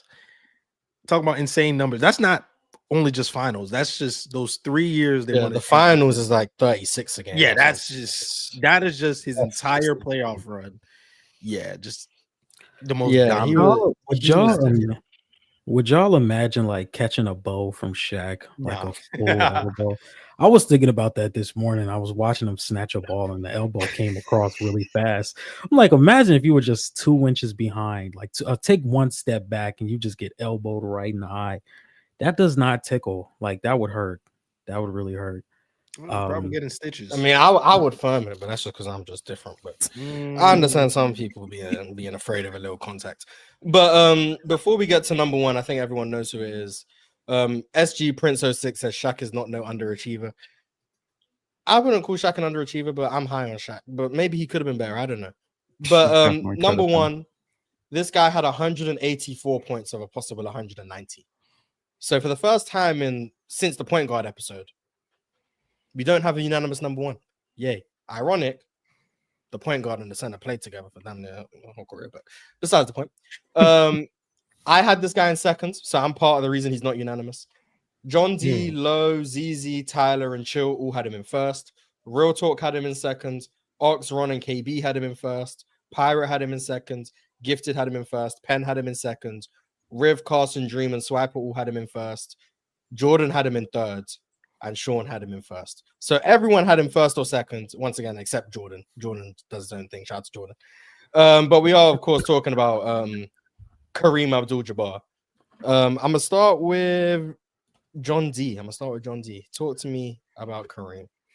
So I think Kareem Abdul-Jabbar is one of the better post players in NBA history. The hook shot, the ability, the footwork, the ability to have multiple different counters in the post. I know a lot of people think he's just a sky hook guy, but he can definitely get off the ball. He can play in pick and roll, especially when he had more elite guards to play with, especially with guys like Oscar Robertson and Magic. The ability to play in the pick and roll, the ability to get off the basketball and not hold the ball too long or be a ball stopper with the ball in his hand. I do think he was a really good defender in Milwaukee. Those early 70s years, he was a really good rim protector, and that's when the athleticism truly peaked. But I think he was a better offensive player in Los Angeles, just with the strength that he added in Los Angeles, the more polished footwork and post work. But I think that scoring was truly dominant. And I think that sky hook is one of the best shot or kind of best signature moves in NBA history. Just something that you can go to that was consistently on par or above league average. Really hard to contest. Had it in multiple different spots, whether you can stretch it out a little bit further or it was right around the rim. I think Kareem was good enough to be the greatest center of all time. And he also had really good longevity. The defense does fall off, but the longevity was to the point where it's like, I can definitely see the case for number one. So that's why I have him there. Really good might be understandably. I mean, I think a lot of people before LeBron would consider that to be what the greatest longevity of any other player in NBA history. I mean, he was the all-time scoring leader before. Yeah. LeBron. 38,000 points is a lot of points. I had him second. Part of it is because I think he wasn't the same level as defender as some of the other guys you've mentioned. And because he hit his peak, his prime, whatever, before the three-point line, I think he lost some of his value in that regard because he wasn't the same dominant defender. I think he came in amazing on defense. The athlete, fluid, agile, 7'2" with an amazing wingspan. As the 70s progressed and we get to 75, 76, 77, 78, the defensive intensity started to ramp down a little bit. He got stronger, which I do think improved him offensively, and it gave him a sturdier base, able to get to his hook shot more convincingly. I know Chill likes to say Kareem had the one move, stop this and you stop me. I don't subscribe to that. I think he had an array of counters. He just could get to that hook shot whenever he wanted.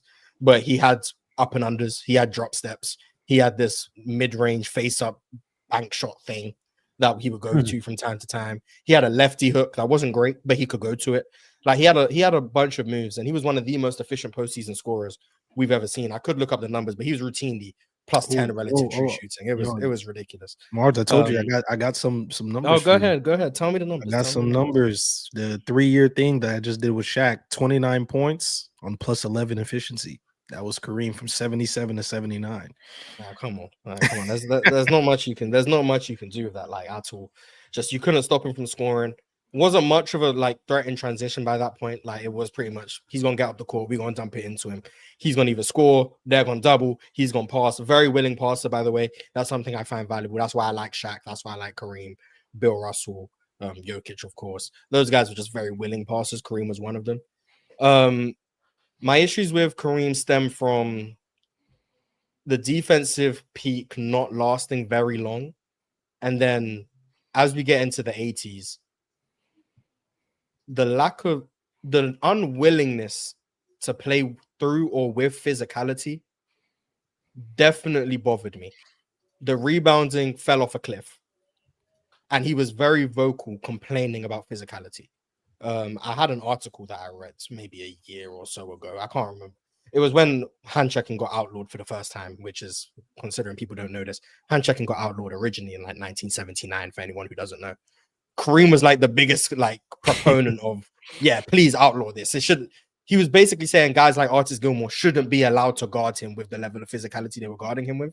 And stuff like that just bothers me. And I'll talk about the 83 finals, for example. I know that's not peak Kareem, but the fact that he could get dominated physically later on in his career does affect my view of his longevity in some regards. He was someone you could still go to for consistent buckets because in the post you couldn't stop him, but the defense tailed off. The rebounding tailed off. The fact that you could get at him physically bothered me. So I'm not as high on the longevity as some other people, although he was amazing for a really long time.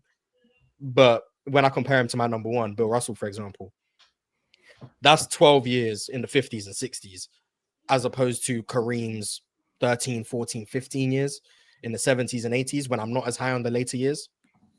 The longevity kind of stacks up for me, especially when I think Bill Russell's providing the all-time impact on the side of the ball that was more valuable for the all-time impact. So that's why I slightly favor Bill Russell.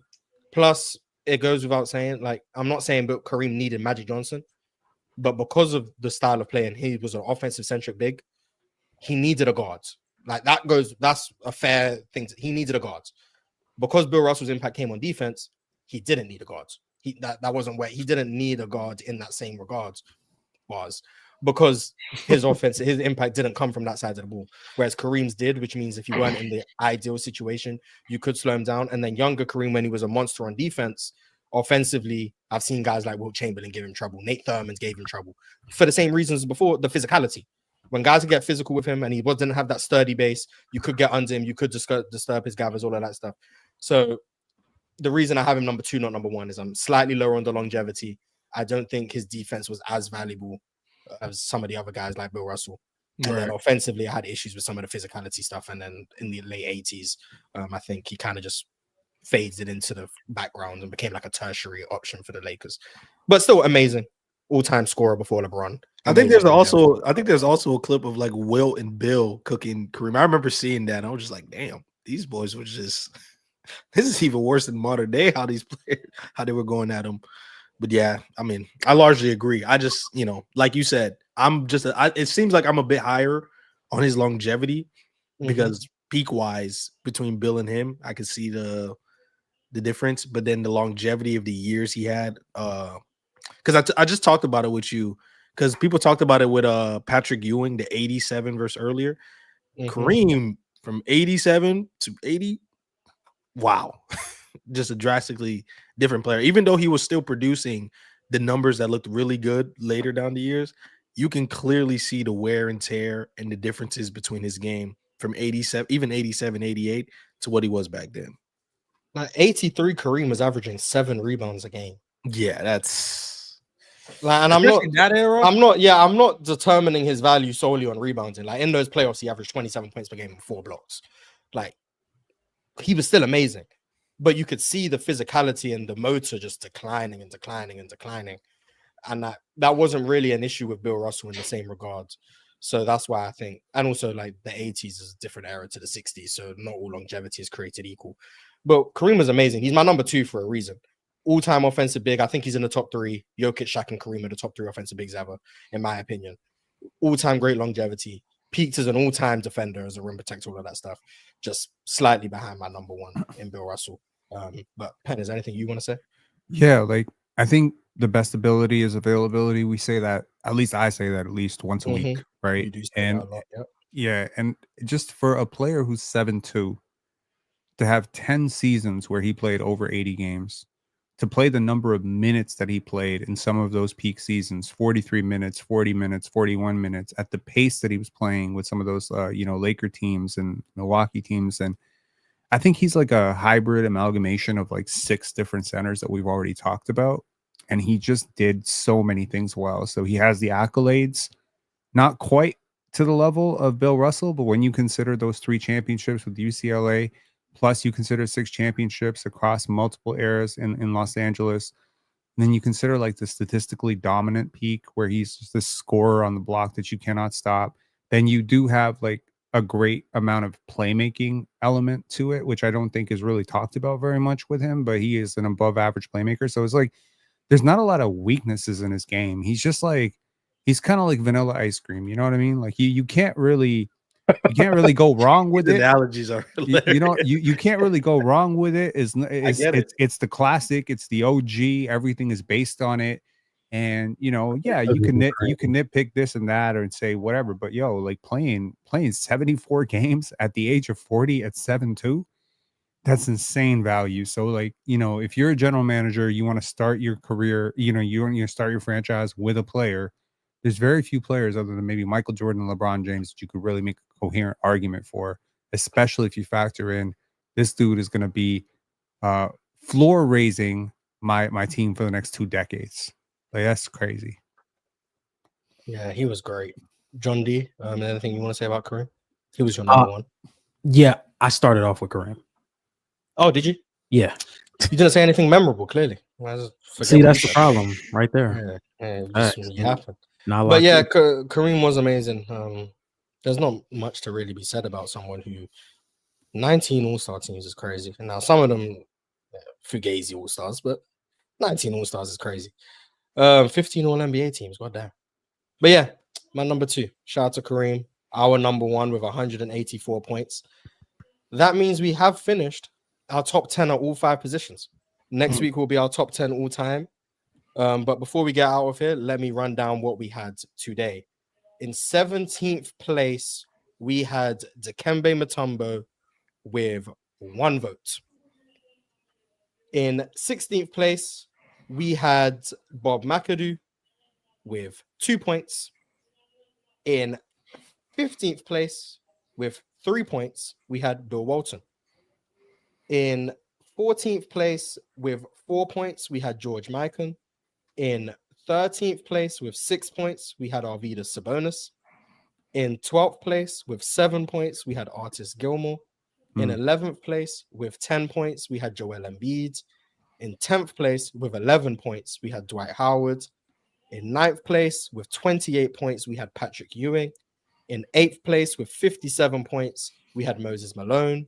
In 7th place, with 78 points, we had David Robinson. In 6th place, with 86 points, we had Nikola Jokic. In 5th place, with 126 points, we had Wilt Chamberlain. In 4th place, with 140 points, we had Bill Russell. In 3rd place, with 144 points, we had Hakeem Olajuwon. In 2nd place, with 158 points, we had Shaquille O'Neal. And in 1st place, with 184 points of a possible 190, we had Kareem Abdul Jabbar. That does it for our top 10. Before we get out of here, I want to once again thank Dream and Penn for pulling up. Where can everyone find you guys? I'm going to start with Penn. Where can everyone find you? Pensar Basketball on YouTube, Pensar Basketball on X and Instagram. PENSARE Basketball. There you go. And Dream? Dream Hoops with a Z. Everywhere. YouTube, Instagram, TikTok. Same places. Absolutely. And then John Z, where can everyone find you? And you have another channel that you need to plug to. Yes, you guys can find me over at the Buzzer Sports. It's been a long 2 weeks. Got transferred from one job to another. It's a long story. Anyway, you guys can find a lot of draft content over on my channel. Film breakdowns. We're going to be covering every single team individually before the NBA season, maybe some predictions and things of that nature. And my second channel, my more comic book related channel. I know you guys may not know this, but I am more interested in comic books, but you guys can find me over at Diesel Talks Comics. There you go. That is where you can find everyone. I want to thank once again Penn and Dream for pulling up. Next week will be the final episode of the series where we go through our top 10 players of all time. Everyone involved this week will be involved next week. That will conclude the series. I want to thank everyone who's watched all 5 parts thus far. Hopefully you enjoy part 6. We should have some more guests next week. Should be good. But until then, you can catch me on Players Choice, all that great stuff. Follow me on Twitter, HoopTalk Sports. But once again, thank you guys for watching. Merry Christmas and goodbye, Dab.